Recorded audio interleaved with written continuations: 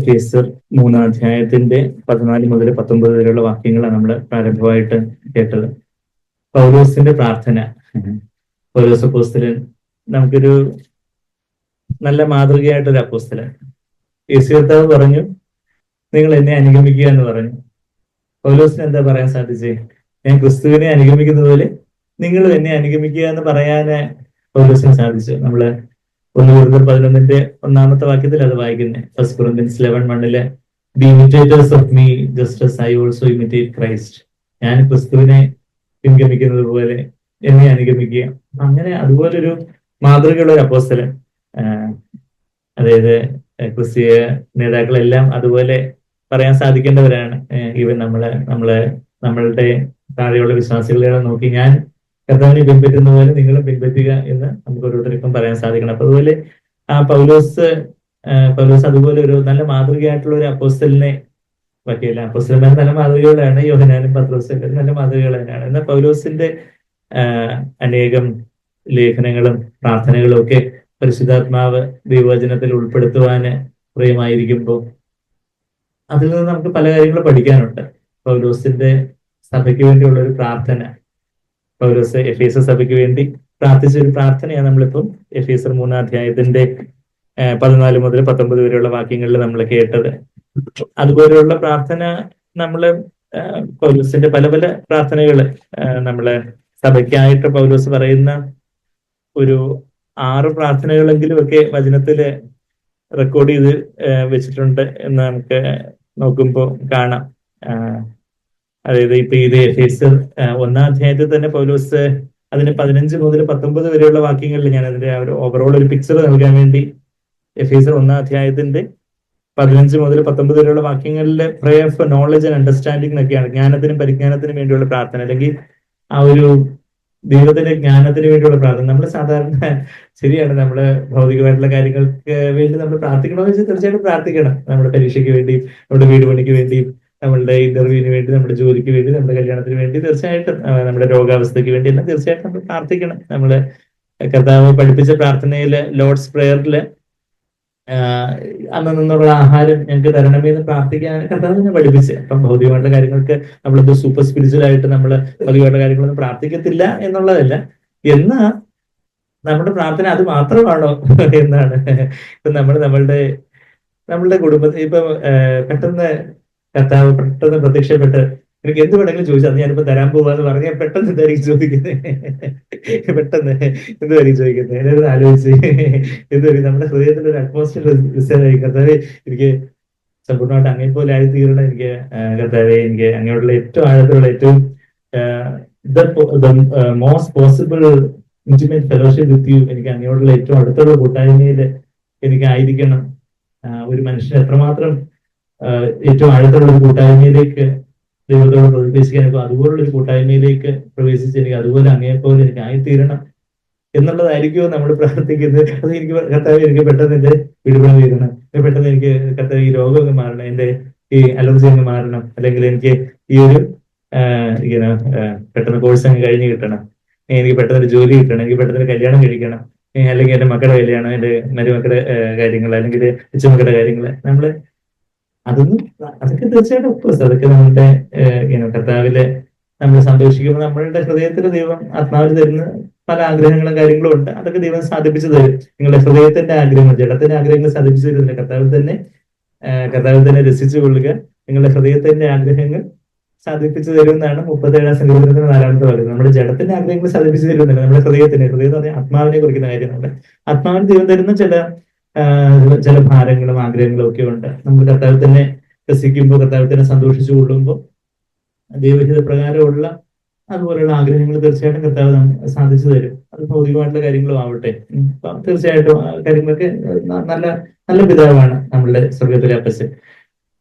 എന്നാ നമ്മളുടെ ആത്യന്തികമായിട്ടുള്ള ആ ഒരു ഹൃദയത്തിന്റെ ആഗ്രഹം, നമ്മള് ചിലപ്പം വേർഡ്സില് വാക്കുകളിൽ പല കാര്യങ്ങളൊക്കെ ആയിരിക്കും പറയുന്നത്, പക്ഷെ യഥാർത്ഥത്തില് കർത്താവ് പെട്ടെന്ന് പ്രതീക്ഷപ്പെട്ട് ചോദിക്കുമ്പോൾ എന്തായിരിക്കും നമ്മൾ പറയുന്നതെന്നുള്ളത് ശരിക്കും നമ്മളുടെ പ്രയോറിറ്റീസ്, മുൻഗണന എവിടെ ഇരിക്കുന്നു എന്നുള്ളതിനെ. ഇപ്പൊ പൗലോസിന്റെ പ്രാർത്ഥന, പൗലോസ് എഫേസസിന് അവർക്ക് നല്ലൊരു ചർച്ച് ബിൽഡിംഗ് ഉണ്ടായി, അവരെ ഒരു കുഴപ്പമൊന്നും ഇല്ലാതെ ഇങ്ങനെ വേറെ ഭൗതികമായിട്ട് പല കാര്യങ്ങള്, അങ്ങനെയുള്ള കാര്യങ്ങളെല്ലാം പ്രാർത്ഥിക്കുന്ന നമ്മൾ കാണുന്നത് ശരിയാണ്. അങ്ങനെയുള്ള ആ, ഭൗതികമായിട്ട് ആവശ്യങ്ങളും കാര്യങ്ങളും എല്ലാം നമ്മൾ പ്രാർത്ഥിക്കണം. അതെല്ലാം നമുക്ക് ഈവൻ ഏറ്റവും ചെറിയ കാര്യങ്ങൾ പോലും, ഇവൻ കർത്താവേ ഇന്ന് ഉള്ള ഭക്ഷണം പോലും കർത്താവ് അവിടെ നിന്ന് അനുഗ്രഹിച്ച് തരണം, അല്ലെങ്കിൽ നമുക്ക് ഓരോ കാര്യത്തിനും വന്നു ചേരാനുള്ള ആരോഗ്യം തരണം, നമുക്ക് കർത്താവേ എല്ലാം ശ്രദ്ധിച്ചിരിക്കാനുള്ള കൃപ തരണം. എല്ലാം നമുക്ക് ചെറിയ ചെറിയ കാര്യങ്ങൾ, ഏറ്റവും ചെറിയ കാര്യങ്ങൾ, ഇവ നമുക്ക് പരീക്ഷ വരുന്നുണ്ട്, അല്ല നമ്മുടെ പഠിത്തത്തിന്റെ കാര്യങ്ങൾ എല്ലാം തീർച്ചയായിട്ടും എല്ലാം നമ്മൾ പ്രാർത്ഥിക്കണം. അത് എല്ലാം നമ്മൾ പ്രാർത്ഥിക്കണം. ഇപ്പോൾ എല്ലായ്പ്പോഴും പ്രാർത്ഥിക്കുമെന്ന് പറയുമ്പോൾ എല്ലാം നമ്മുടെ പ്രാർത്ഥനയുടെ വിഷയങ്ങളായിരിക്കണം. കർത്താവേ എന്ത് ചെയ്താലും കർത്താവേ എനിക്കിപ്പോ ഇവിടെ ഡ്രൈവ് ചെയ്ത് അങ്ങോട്ട് പോകണം, അല്ലെങ്കിൽ എനിക്ക് ബസ് കയറി അവിടെ പോകണം, കർത്താവേ അവിടെ കൂടെ ഇരിക്കണേ, വഴിയിൽ കാത്തുകൊള്ളണമേ. അതെല്ലാം തീർച്ചയായിട്ടും അതെല്ലാം നമ്മുടെ പ്രാർത്ഥന ആയിരിക്കണം. എന്നാൽ ആത്യന്തികമായിട്ടുള്ള നമ്മുടെ ഗ്രേറ്റസ്റ്റ് ഡിസയർ, നമ്മുടെ ഗ്രേറ്റസ്റ്റ് ഡിസയർ എന്താ? ഏവരിനോട് ചോദിച്ചാൽ എന്ത് പറയും? To become like Jesus. കർത്താവിനെ പോലെ എനിക്ക് ആവണം, എനിക്ക് യേശുവിനോട് എനിക്ക് ക്ലോസസ്റ്റ് ആവണം, എനിക്ക് കർത്താവിനെ പോലെ. അതാ നമ്മൾ വചനത്തിൽ കാണുന്ന ഏറ്റവും അത്യന്തികമായ ലക്ഷ്യം. പൗലോസും അങ്ങനെയുള്ള കാര്യങ്ങളാണ് സഭയ്ക്ക് വേണ്ടി പ്രാർത്ഥിക്കുന്നത്. പൗലോസിന്റെ ഇപ്പം എഫേസ്യർക്ക് എഴുതിയ ലേഖനത്തിൽ തന്നെ 1-ാം അധ്യായത്തിന് 15 മുതൽ 19 വരെയുള്ള വാക്യങ്ങളിൽ ആ ഒരു പ്രയർ ഫോർ വിസ്ഡം, ആ ഒരു ജ്ഞാനത്തിനായിട്ടും പരിജ്ഞാനത്തിനായിട്ടും ദൈവത്തെ അറിയുന്ന, ദൈവത്തിന്റെ ദൈവികമായ ഒരു മാനുഷിക ജ്ഞാനം, എന്തോ ബൈബിൾ നോളജിന്റെ ആ ഒരു വിസ്ഡം അല്ല, മറിച്ച് കർത്താവിൻ്റെതായ സ്വർഗീയ ജ്ഞാനം, ക്രിസ്തുവിന്റെ ജ്ഞാനമാകുന്നത്, അതുപോലെ സ്വർഗീയമായ ജ്ഞാനത്തെ കുറിച്ചുള്ള ഒരു പ്രാർത്ഥന. പിന്നെ ഇപ്പൊ എഫേസ്യർ 2-ന്റെ 3 എഫേസ്യർ 3-ന്റെ 14 മുതൽ 19 വരെയുള്ള വാക്യങ്ങളിൽ അവിടെ ആ ഒരു സ്നേഹത്തില്, അല്ല അവിടെ ആ ഒരു ശക്തിക്ക് വേണ്ടിയുള്ള പ്രാർത്ഥന, നമ്മുടെ അകത്തെ മനുഷ്യനില് ബലപ്പെട്ട് ക്രിസ്തുവിന്റെ സ്നേഹത്തെ അറിയേണ്ടതിന് വേണ്ടിയുള്ള പ്രാർത്ഥന, അത് തീർക്കുന്ന പ്രാഥമികമായിട്ട് ഇന്നത് നമ്മൾ കേട്ടത്. പിന്നെ നമ്മള് എന്താ ഫിലിപ്പിയർ ലേഖനത്തിലേക്ക് പോവുകയാണെങ്കിൽ അവിടെ ഫിലിപ്പിയർ 1-ന്റെ 9 മുതൽ 11 വരെയുള്ള വാക്യങ്ങളില് പൗലോസിന്റെ ഫിലിപ്പിയയിലുള്ള വിശ്വാസികൾക്ക് വേണ്ടി പൗലോസ് പ്രാർത്ഥിക്കുന്നത് എന്താ? സ്നേഹത്തില് അവര് വിവേചനത്തോടെ, സ്നേഹത്തില് അവര് എബൗണ്ട് ചെയ്യണമെന്ന് മാത്രമല്ല, ഫിലിപ്പിയർ 1-ന്റെ 9 നിങ്ങൾ സ്നേഹം മേൽക്കുമേൽ പരിജ്ഞാനത്തിലും സകല വിവേകത്തിലും വർദ്ധിച്ചു വന്നിട്ട്. കഴിഞ്ഞ LS മീറ്റിങ്ങിന് തോന്നുന്നു വീണ്ടും ഈ വാക്യം ഫിലിപ്പിയർ 1-ന്റെ 9 പറയുന്നത്, നമ്മള് സ്നേഹത്തിൽ വർദ്ധിച്ചു വരണം എന്ന അതിന്റെ കൂടെ ഇന്നലെ ഓൾ ഡിസേൺമെന്റ്, അവര് എല്ലാ വിവേകത്തില്, ആ ഒരു വിവേചനത്തോടെയുള്ള സ്നേഹം, ഒരു ഫൂളിഷ് ആയിട്ടുള്ള ഒരു ഹ്യൂമൻ ലവ് അല്ല, ഒരു പോഷകരമായിട്ടുള്ള ഒരു മാനുഷിക സ്നേഹം. ചോദിക്കുന്നവർക്ക് എല്ലാം കൊടുക്കുക, അപ്പൊ ഉള്ള എല്ലായിടത്തും ആരെങ്കിലും ചോദിക്കുന്നത് കൊടുക്കുന്നു, അല്ലെങ്കിൽ വെറുതെ എന്തെങ്കിലുമൊക്കെ നമ്മളുടെ ഒരു ഒരു സെൽഫ് റൈച്ചസ്നെസ്, നമ്മുടെ സ്വയനീതിയിൽ എന്തെങ്കിലുമൊക്കെ ചെയ്യുന്ന കാര്യങ്ങളോ അങ്ങനെയുള്ള കാര്യങ്ങളൊന്നും അല്ല, മറിച്ച് യഥാർത്ഥത്തില് കർത്താവ് ആഗ്രഹിക്കുന്ന കാര്യങ്ങൾ ആ ഒരു സ്നേഹത്തോടെ, കർത്താവ് കാണുന്ന രീതിയിൽ ആ ദൈവികമായ സ്നേഹത്തോടെ, ആ ഒരു സ്നേഹത്തില് സകല വിവേകത്തിലും, അതാ ഫിലിപ്പിയർ 1-ന്റെ 9-ാമത്തെ വാക്യത്തില് നിങ്ങളുടെ സ്നേഹം മേൽക്കുമേൽ പരിജ്ഞാനത്തിലും സകല വിവേകത്തിലും വർദ്ധിച്ചു വരണം, സകല വിവേകത്തിലും നോൾ ഡിസേൺമെന്റ് വർദ്ധിച്ചു വരണം. അപ്പം എങ്ങനെ ഒരു ജ്ഞാനത്തോടെ, ഒരു സ്നേഹത്തോടെ നമ്മളായിരിക്കണം എന്നുള്ള കാര്യത്തില്, അപ്പൊ അത് പൗലോസിന്റെ ഒരു 3-ാമത്തെ പ്രാർത്ഥനയായിട്ട് നമുക്ക് കാണാം. പിന്നെ 4-ാമത്തെ പ്രാർത്ഥനയായിട്ട് കൊളോസ്യ ലേഖനത്തില് അതിന്റെ 9 മുതൽ, അതിന്റെ ഒരു വായിച്ചു, കൊളോസ്യ ലേഖനം അതിന്റെ 1-ാം അധ്യായത്തിന്റെ 9 മുതലുള്ള വാക്യങ്ങൾ നമ്മൾ വായിക്കുമ്പോൾ അവിടെ ഫലത്തിന് വേണ്ടിയുള്ള പ്രാർത്ഥന, ഓൾ ഫ്രൂട്ട്, എല്ലാ സകല ഫലത്തിലും നിങ്ങള് നിറഞ്ഞു വരണം, bearing fruit in every good work. അതിന്റെ 10-ാമത്തെ വാക്യത്തില് ഫലം കായ്ച്ച്, സകല സൽപ്രവൃത്തിയിലും ഫലം കായ്ക്കുന്നവരായിട്ട് ദൈവത്തെ കുറിച്ചുള്ള പരിജ്ഞാനത്തിൽ വളരണമെന്നും, എല്ലാത്തിലും ഒരു ഫ്രൂട്ട്ഫുൾ ആയിട്ട് നമ്മളുടെ ജീവിതത്തിലെ പരിശുദ്ധാത്മാവിന്റെ ഫലം, യേശുവിന്റെ ഒരു സ്വഭാവം, അങ്ങനെ ആ ഫലത്തിനായിട്ട്. അപ്പം ജ്ഞാനത്തിന് വേണ്ടിയുള്ള പ്രാർത്ഥന, ബലത്തിന് വേണ്ടിയുള്ള പ്രാർത്ഥന, ഫലത്തിന് വേണ്ടിയുള്ള പ്രാർത്ഥന, സ്നേഹത്തിന് വേണ്ടിയുള്ള പ്രാർത്ഥന, ഫലത്തിന് വേണ്ടിയുള്ള പ്രാർത്ഥന, പിന്നെ നീതിക്ക് വേണ്ടിയുള്ള, ദൈവനീതിക്ക് വേണ്ടിയുള്ള ഒരു പ്രാർത്ഥന. 1 തെസ്സലോനിയർ 1-ാം അധ്യായത്തിന് 11-12 വാക്യങ്ങൾ നോക്കുവാണെങ്കിൽ, 1 തെസ്സലോനിയർ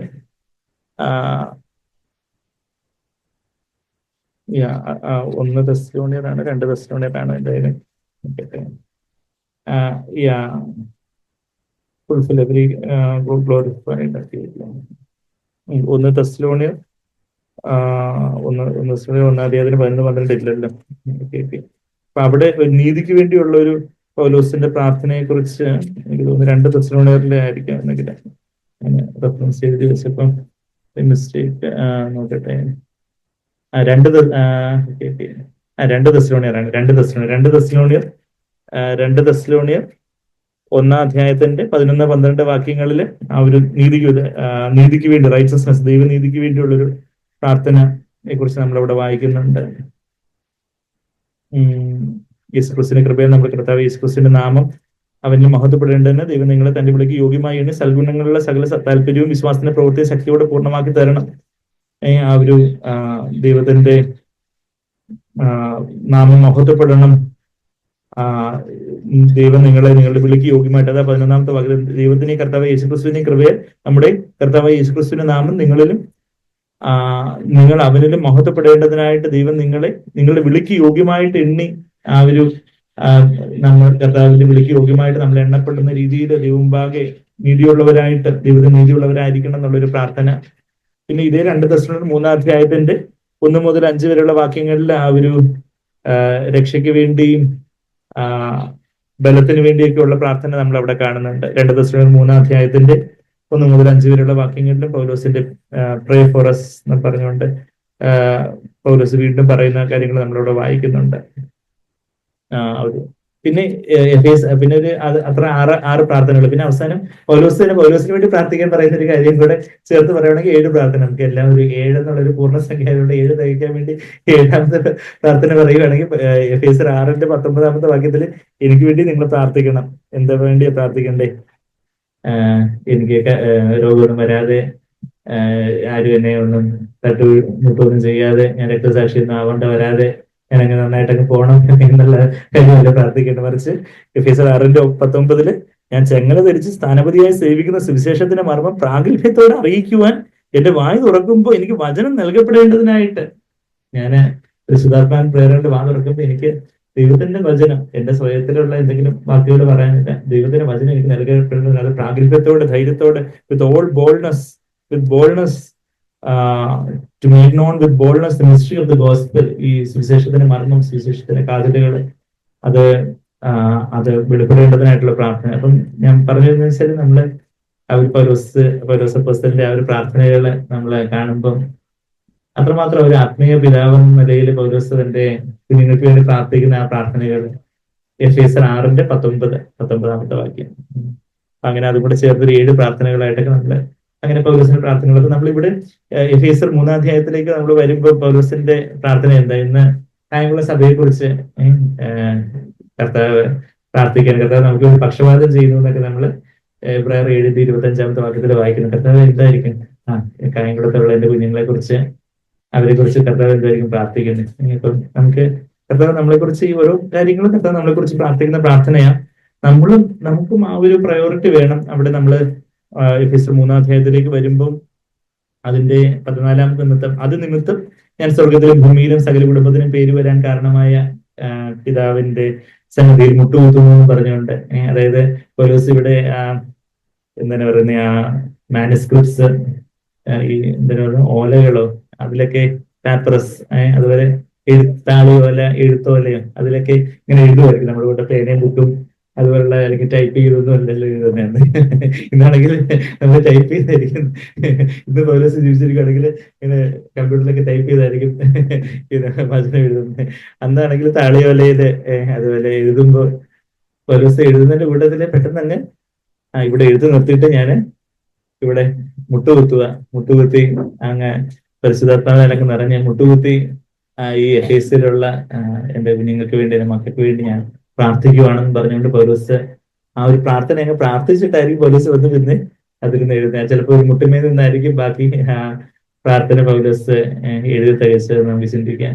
അപ്പൊ ആ ഒരു എന്താ പൗലോസ് മുട്ടുകുറി അതിനിമിത്തം എന്ന് പറഞ്ഞാല് അവിടെ സുവിശേഷത്തിന്റെ ഒരു മർമ്മത്തെ കുറിച്ചാണ് അതിന്റെ തൊട്ട് മുമ്പേ നമ്മൾ അത് വായിച്ചു. അതായത് അവിടെ കാലാകാലങ്ങളായിട്ട്, തലമുറകളായിട്ട് ഒരു മർമ്മം, അത് എന്റെ 4ാമത്തെ വാക്യം, നിങ്ങൾ അത് വായിച്ചാൽ ക്രിസ്തുവിനെ സംബന്ധിച്ചുള്ള മർമ്മത്തിൽ എനിക്കുള്ള ബോധം നിങ്ങൾക്ക് ഗ്രഹിക്കാം. ആ ഒരു മർമ്മം എന്ന് പറഞ്ഞാൽ ദൈവത്തിന് മാത്രം വെളിപ്പെടുത്തി തരാൻ പറ്റുന്ന ഒരു കാര്യമാണ് മർമ്മം, രഹസ്യം എന്ന് പറയുന്നത്, മിസ്റ്ററി. എന്താണ് മർമ്മം എന്ന് ചോദിച്ചാല്, ഇപ്പോൾ അവന്റെ വിശുദ്ധ അപ്പോസ്തലന്മാർക്കും പ്രവാചകന്മാർക്കും ആത്മാവിനാൽ വെളിപ്പെട്ടതുപോലെ പൂർവ്വകാലങ്ങളിൽ മനുഷ്യർക്ക് അത് അറിയാൻ വന്നിരുന്നില്ല. പൂർവ്വകാലങ്ങളില് യഹൂദന്മാര് ചിന്തിച്ച് യഹൂദന്മാർക്ക് വേണ്ടി മാത്രമുള്ളതാണ് ദൈവത്തിന്റെ എല്ലാ സമ്പത്തും ദൈവത്തിന്റെ എല്ലാ അനുഗ്രഹങ്ങളും ഞങ്ങൾ യഹൂദന്മാർക്ക് വേണ്ടി മാത്രമാണെന്നാണ് യഹൂദന്മാര് ചിന്തിച്ചത്. അപ്പൊ പിതാക്കന്മാർക്ക് അത് അറിയത്തില്ലായിരുന്നു.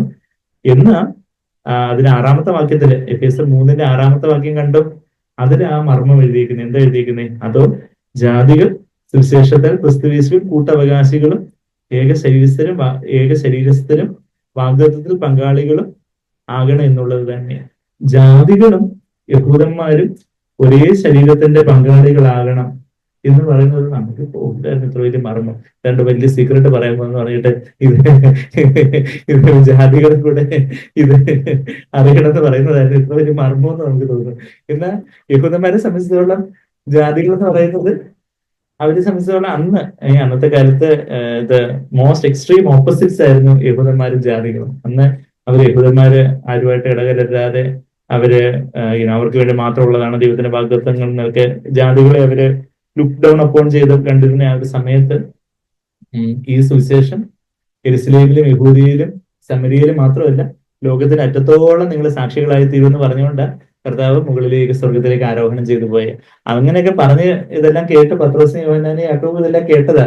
എന്നാൽ അതിനുശേഷവും പത്രോസിനോട് ആദ്യം യെരുശലേമിലെ സുവിശേഷം പരന്നു, പിന്നെ അത് യഹൂദി നാടെങ്ങും പരന്നു, പിന്നെ ഫിലിപ്പ് എന്ന് സമരിയ എന്ന് പറയുന്ന അവര് ഹാഫ് ജ്യൂസാ എന്ന് വെച്ചാൽ അവര് യഹൂദന്മാര് ബാക്കിയുള്ള ജാതികളുമായിട്ടൊക്കെ അസൂർ രാജാവിന്റെ സമയത്തും അങ്ങനെയൊക്കെയുള്ള അസൂർ രാജഭരണത്തിന്റെ സമയത്തും അങ്ങനെയൊക്കെയുള്ള പല രാജാക്കന്മാര് വന്ന് അധിനിവേശം ചെയ്തത് നിമിത്തം ജാതികളായിട്ടുള്ള പലരും യഹൂദന്മാരെ കല്യാണം കഴിച്ചൊക്കെ ഉണ്ടായ ഒരു ജാതികളായിരുന്നു ആ സമരിയ ദേശത്തുണ്ടായിരുന്നത്. അപ്പൊ ആ സമരിയ ദേശത്തേക്ക് ഫിലിപ്പ് ചെന്ന് സുവിശേഷം പറയുന്നതായിട്ട് നമ്മള് അപ്പോസ്തലരുടെ 8-ാം അധ്യായത്തിൽ വായിക്കുന്നുണ്ട്. അപ്പോസ്തലരുടെ 2-ാം അധ്യായത്തില് അത് യഹൂദന്മാരിലേക്ക് എത്തി.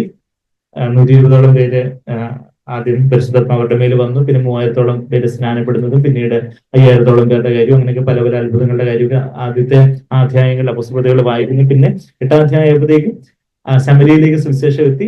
പിന്നെ 10-ാം അധ്യായം ആയപ്പോഴത്തേക്കും പൗലോസിനോട് ദൈവം പറയുക, ആദ്യം ഒരു ദർശനം കാണിച്ചു, പൗലോസിനെ ഒന്നും മനസ്സിലായി മട്ടില്ല. പത്രോസ് പിന്നെയും ഒരു ദർശനം കാണിച്ചു. അതായത് ആ മൃഗങ്ങളെ, അശുദ്ധരായ മൃഗങ്ങളെ ഭക്ഷിക്കുക എന്ന് പറയുമ്പോൾ ഇത് ജാതികളുടെ ഇടയ്ക്കേക്ക് സുവിശേഷം എത്തിക്കുക എന്നുള്ളതിന്റെ ഒരു കാര്യമാണ് അവിടെ ദൈവം പറഞ്ഞുകൊണ്ടിരുന്നത്. കൊർന്നേലിയോസിന്റെ ഭവനത്തിലേക്ക് നീ പോകണം, ഇപ്പം ആള് വരും എന്നുള്ള കാര്യമാണ് ദൈവം പറഞ്ഞുകൊണ്ടിരുന്നത്. അപ്പൊ അത് കഴിഞ്ഞിട്ട് ആ കൊർന്നേലിയോസിന്റെ ഭവനത്തിൽ പോയി സുവിശേഷം പറയാന് പത്രോസിന് അതുപോലെ ഒരു 3 തവണ ദൈവത്തിൽ നിന്നുള്ള ഒരു ദർശനമൊക്കെ കാണേണ്ടി വന്നു. അപ്പൊ അതുപോലെ ആ ജാതികളും ഇതുപോലെ അവർക്കും പരിശുദ്ധാത്മാവ് ലഭിച്ച് അവരും അതായത് പണ്ടുകാലത്തൊക്കെ ജാതി വ്യവസ്ഥയും തൊട്ടുകൂടാത്തവര്, അവര് കീഴ് ജാതിയിലുള്ളവര്, അവര് വിദ്യാഭ്യാസം ചെയ്യാൻ പാടില്ല, അവര് ഇന്നും ക്രിസ്തീയ എന്ന് പറയുന്ന പല സഭകളെന്ന് പറയുന്ന പല വ്യവസ്ഥാപിത സ്ഥാപനങ്ങളിലൊക്കെ പല കാസ്റ്റുള്ളവർക്ക് പലതരത്തിലുള്ള ചർച്ച എന്നൊക്കെയുള്ള രീതിയിലൊക്കെ പലയിടത്തൊക്കെ കേട്ടിട്ടുണ്ട്. ചില വലിയ സിറിയൻ കത്തോലിക്കയോ അല്ലെങ്കിൽ അതുപോലെയൊക്കെയുള്ള സിറിയെന്ന് വന്ന ആ രക്തത്തിലുള്ള ആൾക്കാരുടെ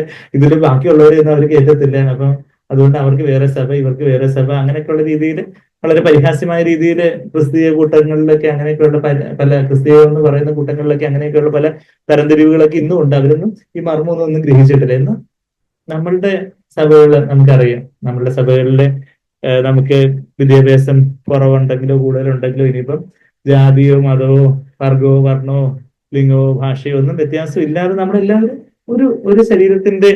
ഒരു ശരീരത്തിലെ വിവിധ അവയവങ്ങളായിട്ട് ഒരുമിച്ച് നമ്മളായിരിക്കുന്നത്. ഇത് ഏതൊക്കെ രീതിയിൽ ഭൗതികമായിട്ടുള്ള പല വ്യത്യാസങ്ങളോ കാര്യങ്ങളോ ഒക്കെ നമുക്ക് ഉണ്ടാകാമെങ്കിൽ പോലും നമ്മളെല്ലാവരും സഹോദരന്മാരാ. ഇവിടെ ദാസനെന്നോ യജമാനെന്നോ അല്ലെങ്കിൽ പഠിപ്പ് കൂടിയ ആളെന്നോ പഠിപ്പ് കുറഞ്ഞ ആളെന്നോ അല്ലെങ്കിൽ കൂടുതൽ സാമ്പത്തികമുള്ള ആളെന്നോ കുറഞ്ഞ സാമ്പത്തികമുള്ള ആളെന്നോ എന്തെങ്കിലും ചെയ്തിരിവ് നമ്മുടെ സഭയിലുണ്ടോ? ഇല്ല. അപ്പൊ അത് ശരിക്കും പറഞ്ഞാൽ അതൊരു മർമ്മമാണ്. എന്ന് വെച്ചാൽ അതുപോലെയൊക്കെയുള്ള ലോകപ്രകാരമുള്ള പല വ്യത്യാസങ്ങളാണ് ഇന്ന് ബാക്കിയുള്ള പുറമേയുള്ള ഒത്തിരി ബാബിലോണിയൻ കൂട്ടങ്ങളിലേക്ക് ചെന്ന അവിടെ അതുപോലുള്ള പല തരംതിരിവുകളും കാര്യങ്ങളും ഒക്കെയാണ്. അവിടെ വെല്ലൂരായിരുന്ന സമയത്ത് അവിടെ ഈ വെക്കേഷൻ ബൈബിൾ സ്കൂള് എടുക്കുന്ന സമയത്ത് അതുപോലെ ഈ സ്ലംസിലൊക്കെയുള്ള ഈ ചില താഴ്ന്ന അതുപോലെയൊക്കെയുള്ള സാമ്പത്തികമായിട്ട് പിന്നോക്കം നിൽക്കുന്ന തരത്തിലുള്ള കുഞ്ഞുങ്ങളൊക്കെ നമ്മുടെ വെക്കേഷൻ ബൈബിൾ സ്കൂളിലേക്ക് അരച്ചു കയറി വരും. അപ്പൊ അവരോട് ചോദിക്കും, ബാക്കിയുള്ള ചർച്ചിലുള്ള വെക്കേഷൻ ബൈബിൾ സ്കൂളിൽ നിങ്ങൾ പോയില്ലേ? അപ്പൊ അവര് പറയും, അവിടെ ചെല്ലുമ്പോ ഞങ്ങൾക്ക് അവിടെ ഒന്നും ഇല്ല, അവിടെ ഒരു സെഗ്രിഗേഷൻ മാതിരി, ഡിസ്ക്രിമിനേഷൻ വേറൊരു മാതിരി. ഇവിടെ ആണെങ്കിൽ ഞങ്ങളെയും നിങ്ങളുടെ കൂട്ടത്തില് ഞങ്ങളെല്ലാം ഒരുപോലെ എന്നുള്ളത് കൊണ്ട് ഞങ്ങൾക്ക് ഇവിടെ വരാൻ സന്തോഷം. ആ കുഞ്ഞുങ്ങള് സാക്ഷ്യം പറഞ്ഞിട്ടുള്ളതായിട്ടൊക്കെ നമ്മുടെ സഹോദരങ്ങളൊക്കെ പറയുന്നത് കേട്ടിട്ടുണ്ട്. ഞങ്ങളെ അവിടെ വെല്ലൂരായിരുന്ന സമയത്ത് അവിടെ അതുപോലെയൊക്കെയുള്ള എന്താണ് പറയുന്നത്, പട്ടികജാതി പട്ടിക വിഭാഗം അങ്ങനെയൊക്കെയുള്ള ചില ആരും പോവാത്തൊക്കെ തരത്തിലുള്ള വില്ലേജസിലൊക്കെ പോയി സുവിശേഷം അവിടെ മുഞ്ചൂർപേട്ട എന്ന് പറഞ്ഞൊരു വില്ലേജിലൊക്കെ പോയി ഞാൻ ശ്രീയുടെയും ബാക്കിയുള്ള ഒത്തിരി സഹോദരികളൊക്കെ ഞങ്ങൾ കുടുംബമായിട്ടൊക്കെ ഒത്തിരി വർഷങ്ങള് അവിടെ ആയിരുന്ന സമയത്തൊക്കെ അവിടെ പോയി അതിന് മുമ്പേ ഞങ്ങളൊക്കെ ചെല്ലുന്നതിന് മുമ്പേ അവിടെ നമ്മുടെ സഹോദരങ്ങളൊക്കെ പോയി ഒത്തിരി പല സഭയിലൊക്കെ വരാൻ തുടങ്ങിയിട്ടുണ്ടായിരുന്നു. കഴിഞ്ഞ പ്രാവശ്യവും യുനോ വലിയൊരു എന്നുള്ള കുറച്ച് സൗകര്യങ്ങളെ കാണാനിടയായപ്പോൾ അവർ പറയുന്നുണ്ട് വളരെ അന്ന് വിതച്ച വിത്തുകളൊക്കെ ഇപ്പോഴും അവരൊക്കെ വളരെ സ്ട്രോങ് ആയിട്ടൊക്കെ ഇന്ന സഹോദരിയൊക്കെ വളരെ സ്ട്രോങ് ആയിട്ടൊക്കെ നിൽക്കുന്നുണ്ട് എന്നുള്ള കാര്യങ്ങളൊക്കെ കേൾക്കുമ്പോൾ വളരെ സന്തോഷമാണ്. എന്നുവെച്ചാല് നമ്മുടെ സഭയിലെ ഉള്ള പ്രത്യേകത നമ്മൾ ചിലപ്പം അത് നമുക്ക് വീണ്ടും വിലമതിക്കാൻ പറ്റാത്തതിന്റെ കാരണം ഒരുപക്ഷെ ഇപ്പൊ സാൻഡോറിന് പറഞ്ഞ പോലെ നമ്മുടെ സഭ മാത്രം കണ്ടിട്ടുള്ള സഹോദരങ്ങൾ നിങ്ങൾ വേറെ പല സഭകളും ഒന്ന് വിസിറ്റ് ചെയ്തിട്ട് വരുന്നത് നല്ലതാ. എന്ന് വെച്ചാൽ എന്നാലേ നമ്മുടെ സഭയിലുള്ള ആ ഒരു വേർതിരിവില്ലായ്മയുടെയും നമ്മളെല്ലാം ഒരേപോലെ എല്ലാവരെയും കണക്ക് കൂട്ടുന്നതിന്റെയൊക്കെ ആ ഒരു വില വേറൊരു ഭൗതികമായിട്ടുള്ള ഒരു കാറ്റഗറൈസേഷൻ ഒന്നും നമുക്ക് നമ്മുടെ സഭയിലില്ല. ദൈവഭക്തിക്കും താഴ്മയ്ക്കും ദൈവഭയത്തിനും ഒക്കെ അങ്ങനെയുള്ള സൗകര്യങ്ങൾക്കാണ് നമ്മളെ മുൻതൂക്കം കൊടുക്കുന്നത്. അല്ലാതെ പഠിത്തത്തിന്റെയോ ജാതിയുടെയോ വർഗത്തിന്റെയോ വർണ്ണത്തിന്റെയോ ഇന്ന കാസ്റ്റ ഇന്ന റേസ് അല്ലെങ്കിൽ ആ ഒരു കറുത്തത് വെളുത്തത് അങ്ങനെയൊക്കെയുള്ള അങ്ങനെ ഒരു വേർതിരിവോ കാര്യങ്ങളോ ഒന്നും നമുക്കില്ല എന്നുള്ളൊരു കാര്യം. അതിൽ ശരിക്കും പറഞ്ഞാൽ അതൊരു മർമ്മമാണ്. എന്താ വെച്ചാൽ ആ മർമ്മം അറിയാത്തത് കൊണ്ടാണ് ഈ എഫേസ്യർ 3:6 വായിച്ചാൽ നമുക്ക് കാര്യം മനസ്സിലാവും. ജാതികളും സുവിശേഷത്തിലെ പങ്കാളികളാണ്. പക്ഷെ അത് മർമ്മം നമുക്ക് ഗ്രഹിച്ചു എന്നുള്ളതിന്റെ ഉറപ്പ് എന്താ എന്ന് പറഞ്ഞാല് എല്ലാവരും എല്ലാ മനുഷ്യരും അതിപ്പം ബ്രാഹ്മണരായാലും നായരായാലും ഈഴവയായാലും എന്താണ് പറയുന്നത് വേറെ ഏതെങ്കിലും ജാതിയോ മതമോ ഒക്കെ ആയാലും വേറെ ഏതൊക്കെ തരത്തിലുള്ള എന്തെല്ലാം ബാക്ക്ഗ്രൗണ്ടും കാര്യങ്ങളൊക്കെ ആണെങ്കിലും എല്ലാം ക്രിസ്തുവിന് അതിൽ യാതൊരു വ്യത്യാസമൊന്നുമില്ല. ഇവൻ ഞങ്ങൾ തന്നെ ഞാനും സ്ത്രീകളെ 2 ജാതികളിൽപ്പെട്ട ആൾക്കാരാണെന്നുള്ള കാര്യം നിങ്ങൾക്ക് പലർക്കും അറിയാതിരിക്കും. അപ്പൊ അങ്ങനെയൊക്കെയുള്ള ഈ കല്യാണാലോചനകൾ വരുമ്പോൾ അവർക്ക് അവരുടെ കാസ്റ്റിൽപ്പെട്ടവർ തന്നെ വേണം, ഇന്ന തരത്തിലുള്ള സിറിയൻ അതിലുള്ളവരെ മാത്രമേ കല്യാണം കഴിക്കത്തുള്ളൂ, അല്ലെങ്കിൽ അങ്ങനെയുള്ളവരെ മാത്രമേ. അതുകൊണ്ട് അവർക്ക് ഈ മർമ്മമൊന്നും മനസ്സിലായില്ല. ഇപ്പോഴും അത് മർമ്മമായിട്ട് അവർക്ക് അതൊരു മറവായിട്ട് ഇരിക്കുക. യഥാർത്ഥത്തില് കർത്താവിന് നമ്മള് അവിടെ ജാതിയോ മതമോ അതുപോലുള്ള വർണ്ണ വേർതിരിവോ കാര്യങ്ങളൊന്നും ഇല്ല. നമുക്ക് ആത്മാവ് കമ്പാറ്റബിൾ ആയിട്ടുള്ള ആ ഒരു ആളെയാണ് നമ്മള് വിവാഹ പങ്കാളിയായിട്ട് തിരഞ്ഞെടുക്കേണ്ടത്. അല്ലാതെ വേറെ എന്തെങ്കിലുമൊക്കെയുള്ള ഭൗതികമായിട്ടുള്ള പല പല ബേസും കാര്യങ്ങളും ഒന്നും നമുക്കില്ല എന്നുള്ളൊരു കാര്യം. അങ്ങനെയൊക്കെ ഉള്ള ആ മിസ്റ്ററി ഒക്കെ പറഞ്ഞു വന്നു കഴിഞ്ഞിട്ട് താൻ വിശുദ്ധന്മാരിൽ ഏറ്റവും ചെറിയവനാണെന്നുള്ള കാര്യമൊക്കെ 8ാമത്തെ വാക്യത്തില് പൗലോസ് പറഞ്ഞിട്ടാണ് പൗലോസ് അതിന്റെ 14ാമത്തെ വാക്യത്തില് പറയും അത് നിമിത്തം ഇത്രയും വലിയ മർമ്മവും കാര്യങ്ങളും ഈ സുവിശേഷവും ഒക്കെ അറിയിക്കുവാനും ഈ കർത്താവിലേക്ക് നമുക്ക് ധൈര്യവും പ്രവേശനവും ഉണ്ടെന്നൊക്കെ 12ാമത്തെ വാക്യത്തിലൊക്കെ നമ്മൾ വായിച്ചതിന് ശേഷമാണ് പൗലോസ് പറയുന്നത് ഞാൻ സ്വർഗത്തിലും ഭൂമിയിലും സകല കുടുംബത്തിനും പേര് വരാം. സ്വർഗത്തിലും കുടുംബമുണ്ട്, സ്വർഗത്തിലും ഭൂമിയിലുള്ള കുടുംബം എന്ന് പറയുന്നുണ്ട്. അപ്പൊ സ്വർഗത്തിലെ കുടുംബം എന്ന് പറഞ്ഞാൽ അതിന്റെ ശരിക്കും അത് ദൂതന്മാരെ കുറിച്ച് പറയുന്നതാണോ അതോ അത് വേറെ എന്തെങ്കിലും റെഫർ ചെയ്യുന്നതാണെന്നുള്ള കാര്യത്തെ കുറിച്ച് നമുക്ക് വ്യക്തതയില്ല. പക്ഷെ എങ്കിലും സ്വർഗത്തിലും ഭൂമിയിലും സകല കുടുംബത്തിനും പേര് വരാൻ ആരാ കാരണം? സ്വർഗത്തിലും ഭൂമിയിലും പേര് വരാൻ ആരാ കാരണം? പിതാവായ ദൈവമാ കാരണം. അതാ നമ്മൾ അതിന്റെ 14ാമത്തെ വാക്യത്തിൽ വായിക്കുന്ന സ്വർഗത്തിലും ഭൂമിയിലും സകല കുടുംബത്തിന് പേര് വരാൻ കാരണമായ പിതാവിന്റെ സന്നിധിയിൽ മുട്ടുകുത്തുന്നു. അവൻ തന്റെ മഹത്വത്തിന് ധനത്തിന് ഒത്തവണ്ണം അവന്റെ ആത്മാവിനെ നിങ്ങൾ അകത്ത മനുഷ്യനെ സംബന്ധിച്ച് ശക്തിയോടെ ബലപ്പെടേണ്ടതിന് എന്നുള്ളൊരു കാര്യമാണ് പറയുന്നത്. എന്ന് വെച്ചാല് നമ്മള് എവിടെ ശക്തിപ്പെടേണ്ടേ? നമുക്ക് ശരിയാണ്, ഭൗതികമായിട്ട് നമുക്ക് ശക്തി വേണം, നമ്മൾക്ക് കുറച്ച് മസിൽ പവർ ഒക്കെ വേണം, കാര്യങ്ങളൊക്കെ എന്തെങ്കിലും വെയിറ്റ് എടുത്ത് വെക്കാനും ഒക്കെ ഉള്ള നമ്മുടെ മസിൽസ് സ്ട്രെങ്തൻ ഒക്കെ ആയിരിക്കണം. ഭൗതികമായിട്ടുള്ള ശക്തിയും കാര്യങ്ങളൊക്കെ നമുക്ക് വേണം. എന്നാൽ ആത്മാവിലുള്ള ഒരു ശക്തി, നമ്മുടെ ആത്മീയ മനുഷ്യൻ നമ്മൾ വീണ്ടും ജനിക്കുമ്പോൾ നമ്മളുടെ ആത്മാവ് ഒരു കുഞ്ഞിനെ പോലെ ഒരു കുഞ്ഞായിട്ട് ജനിക്കുക. അതായത് അതുവരെ മരിച്ചിരുന്ന ഒരു ആത്മാവില് പരിശുദ്ധാത്മാവ് വരുമ്പോഴാണ് നമ്മൾ വീണ്ടും ജന്മം പ്രാപിച്ചത്. അപ്പൊ അവിടെ ഒരു കുഞ്ഞ് ജനിക്കുന്നു. നമ്മള് അമ്മയുടെ ഉദരത്തിൽ നിന്ന് കുഞ്ഞായിട്ട് ജനിച്ചു, എന്നാൽ ഇവിടെ വീണ്ടും ജനിക്കുക.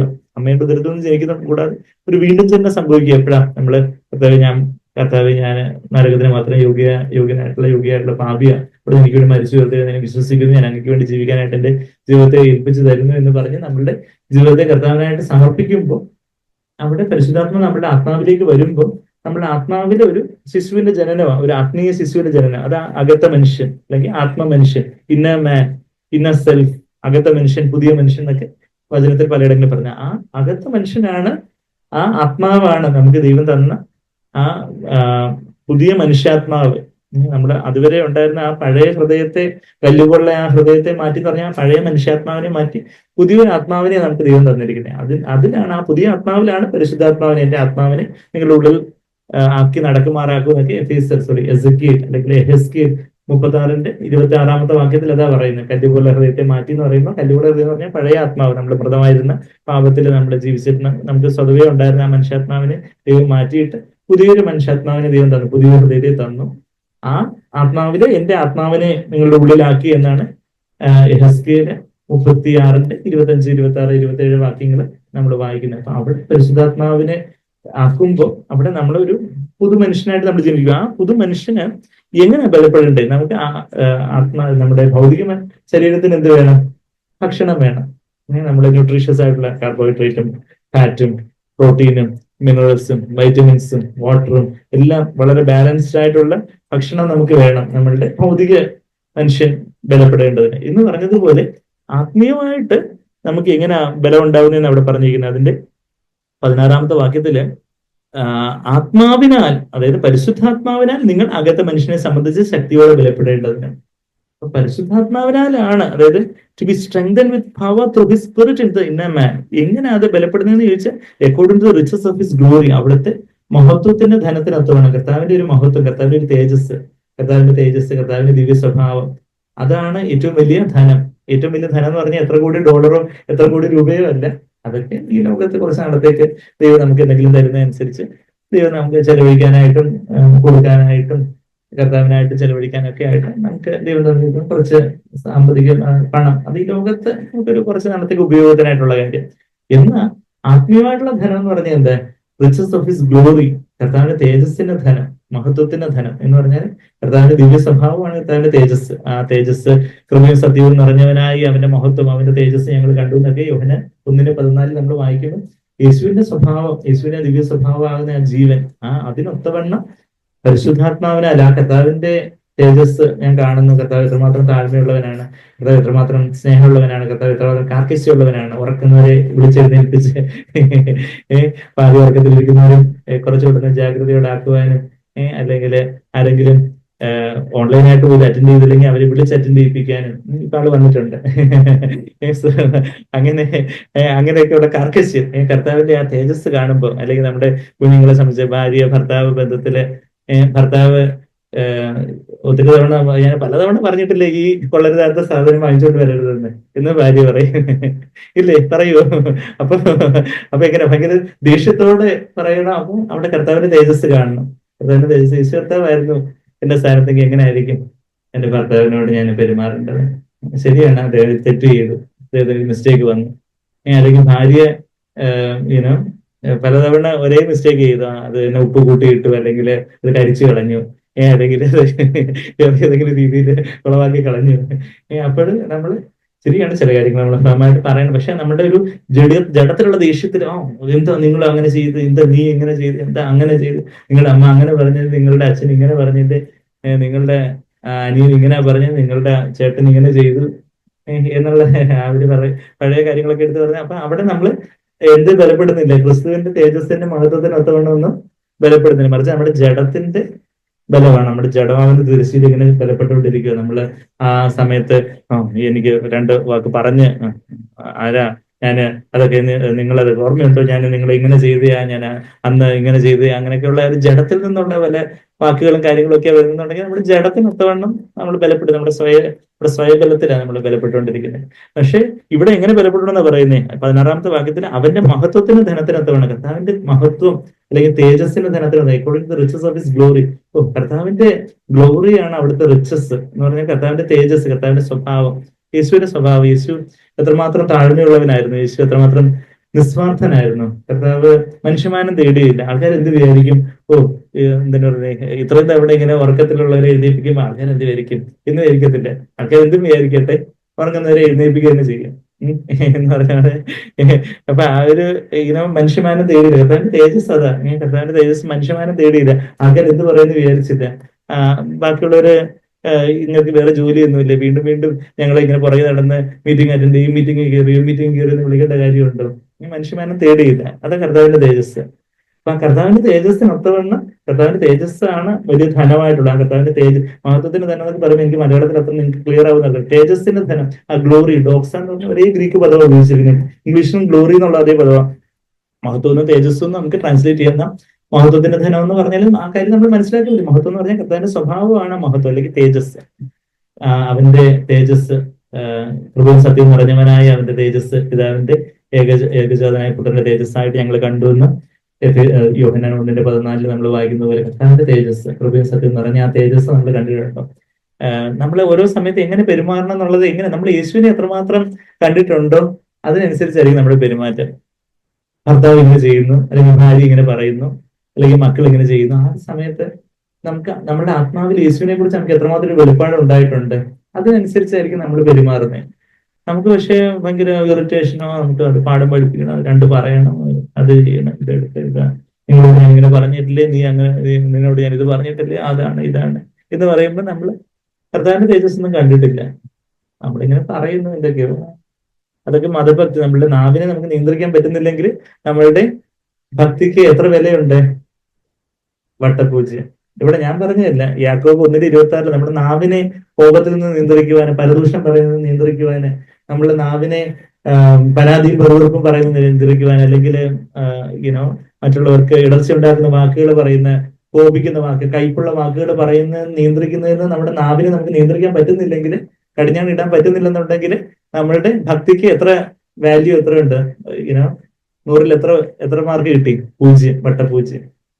എന്നാൽ യഥാർത്ഥത്തിൽ നമ്മൾ ദൈവമുമ്പാകെ വട്ടപൂജ്യം ആവുകയാണെങ്കിൽ നമുക്ക് പരിശുദ്ധാത്മാവിന്റെ ശക്തി ലഭിക്കും. നമുക്ക് ഓരോ സമയത്തും നമ്മുടെ നാവിനെ നിയന്ത്രിക്കാനും, നമ്മളുടെ കണ്ണുകളെ നിയന്ത്രിപ്പാനും, നമ്മളുടെ ചിന്തകളെ നിയന്ത്രിപ്പാനും, നമുക്ക് ഓരോ സമയത്ത് എന്തൊരു നിലപാടെടുക്കണം, എന്ത് കാര്യങ്ങളിൽ എങ്ങനെ ഒരു കർക്കശത്തോടെ, കരുണയോടെ, ദയവോടെ ഒരു നിലപാടെടുക്കണം എന്നുള്ള കാര്യത്തെക്കുറിച്ച് നമുക്കൊരു ദൈവം, ഒരു പരിശുദ്ധാത്മാവ് ഒരു അകത്ത മനുഷ്യനെ ശക്തിപ്പെടുത്തും. അതാണ് നമ്മളിവിടെ വായിക്കുന്നത്. അതാ 16ാമത്തെ വാക്യത്തിൽ, അവൻ തന്റെ മഹത്വത്തിന്റെ ധനത്തിനൊത്തവണ്ണം, തേജസ്സിന്റെ ധനത്തിനൊത്തവണ്ണം, ഈ ലോകത്തിന്റെ ധനത്തിനൊത്തവണ്ണം ബലപ്പെടാനാണ് ഈ ലോകത്തിന്റെ ഒരു ഭാഷ്യം.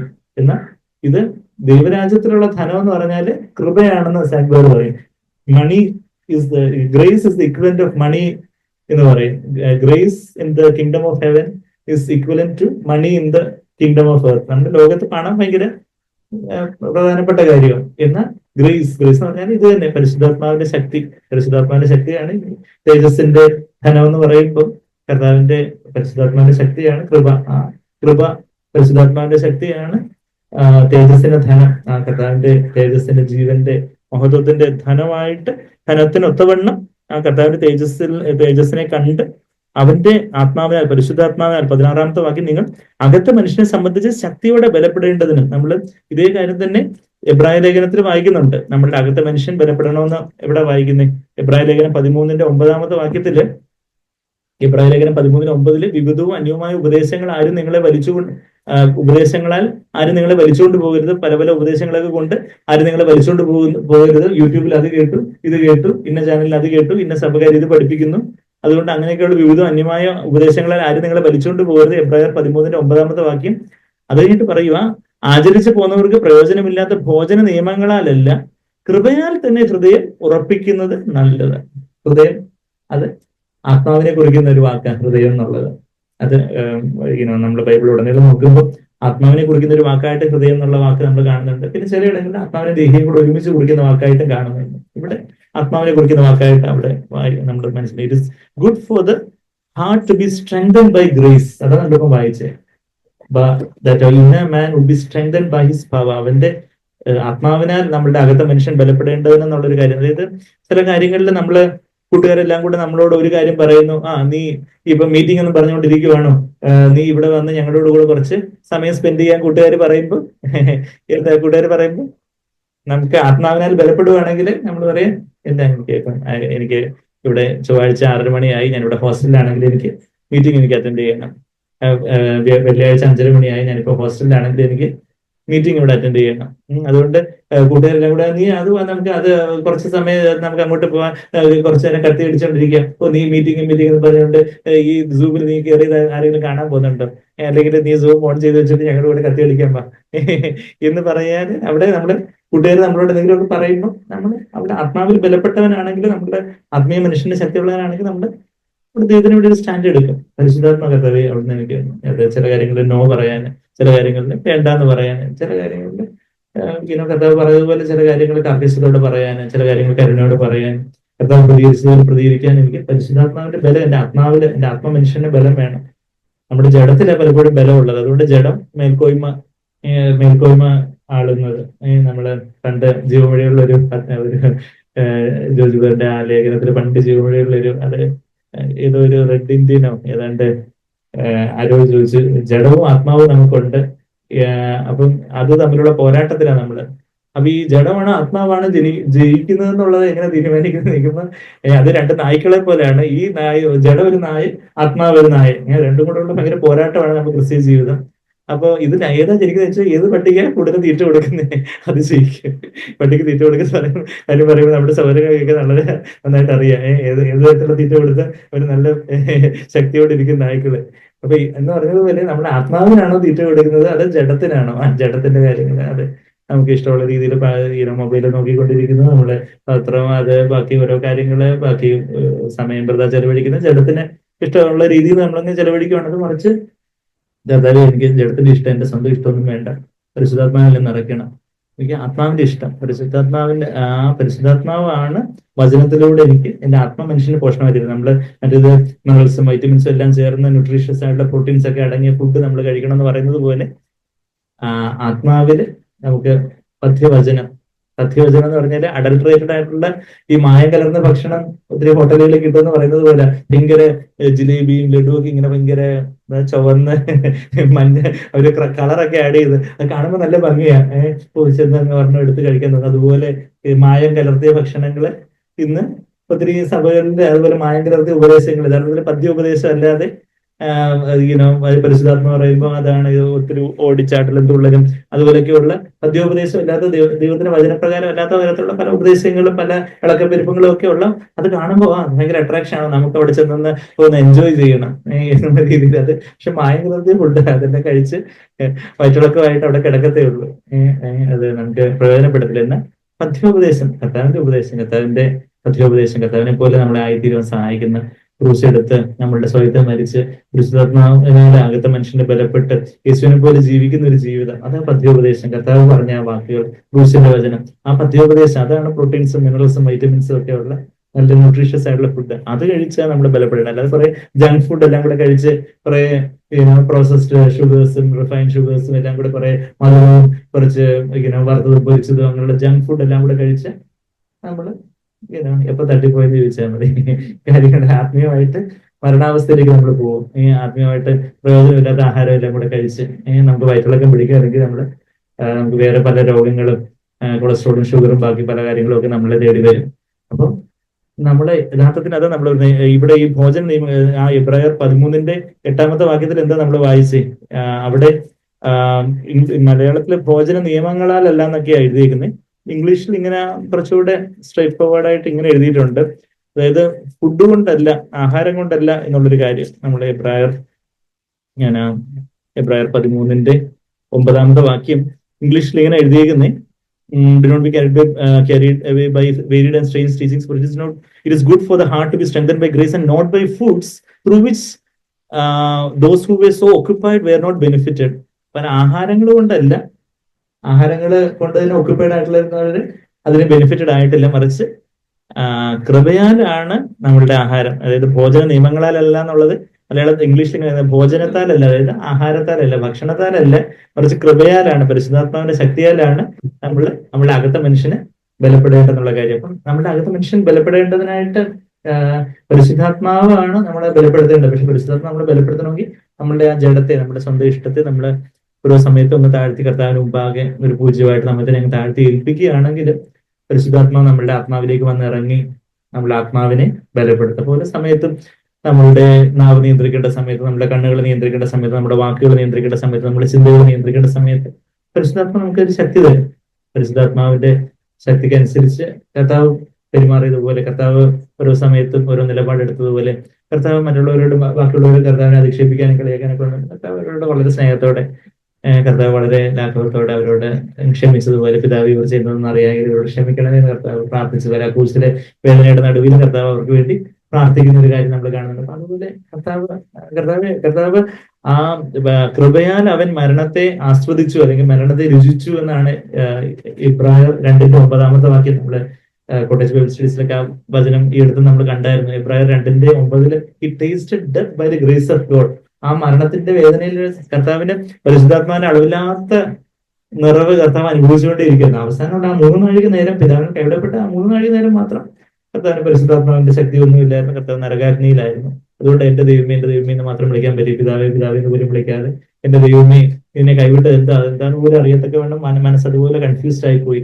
എന്താ കൈവിട്ടത് എന്നുള്ള കാര്യം കർത്താവിന് അറിയാമായിരുന്നു. എന്നാൽ ഒരുവൻ നരകത്തിലാവുമ്പം അതുപോലെ അവന്റെ മനസ്സും കൂടെ കൺഫ്യൂസ്ഡ് ആയി പോകുന്ന സാങ്ക്വറി നമ്മൾ കേട്ടിട്ടുള്ളത് പോലെ അതുപോലെ കർത്താവ് നരകാഗ്നി സഹിച്ചുകൊണ്ട് എന്റെ ദൈവമേ എന്ന് വിളിച്ചു. ബാക്കി ആ 3 നാഴിക ഇരുട്ട് വ്യാപരിച്ച് 3 നാഴിക നേരെ വിളിച്ചു. ബാക്കിയുള്ള സമയത്ത് കർത്താവ് ആ പരിശുദ്ധാത്മാവിന്റെ ശക്തിയല്ല, നിത്യാത്മാവിനെ നിഷ്കളങ്കനായി തന്നെ അർപ്പിച്ച് പരിശുദ്ധാത്മാവിനാൽ എന്നൊക്കെ നമ്മൾ എബ്രായ ലേഖനത്തിൽ തന്നെ 9:14 നമ്മൾ വായിക്കുന്ന പോലെ ആ പരിശുദ്ധാത്മാവിന്റെ ശക്തിയാണ് നമ്മളെ ഓരോ സമയത്തും ബാക്കി മനുഷ്യർ എന്ത് വിചാരിക്കുന്നു എന്നുള്ളത് മനുഷ്യമാനം തേടാതെ കൂട്ടുകാരെന്ത് പറയുന്നോ, നാട്ടുകാരെന്ത് പറയുന്നോ, ബന്ധുക്കൾ എന്ത് പറയുന്നോ എന്നൊന്നും ചിന്തിക്കാതെ കർത്താവെ എനിക്ക് അവിടുത്തെ ഇഷ്ടം ചെയ്യണം, എനിക്ക് അവിടുത്തെ ഭരണത്തിൽ എന്താണോ എന്നെ കുറിച്ച് പറഞ്ഞിരിക്കുന്നത് കർത്താവെ അവിടത്തേക്ക് എന്റെ ജീവിതത്തെ കുറിച്ച് എന്താണോ ലക്ഷ്യം, എന്താണോ പദ്ധതിയായിട്ടുള്ളത് അതെല്ലാം എന്നിൽ നിറവേറണം. അതിനായിട്ട് കർത്താവെ അകത്തെ മനുഷ്യനെ എന്നെ ബലപ്പെടുത്തണം.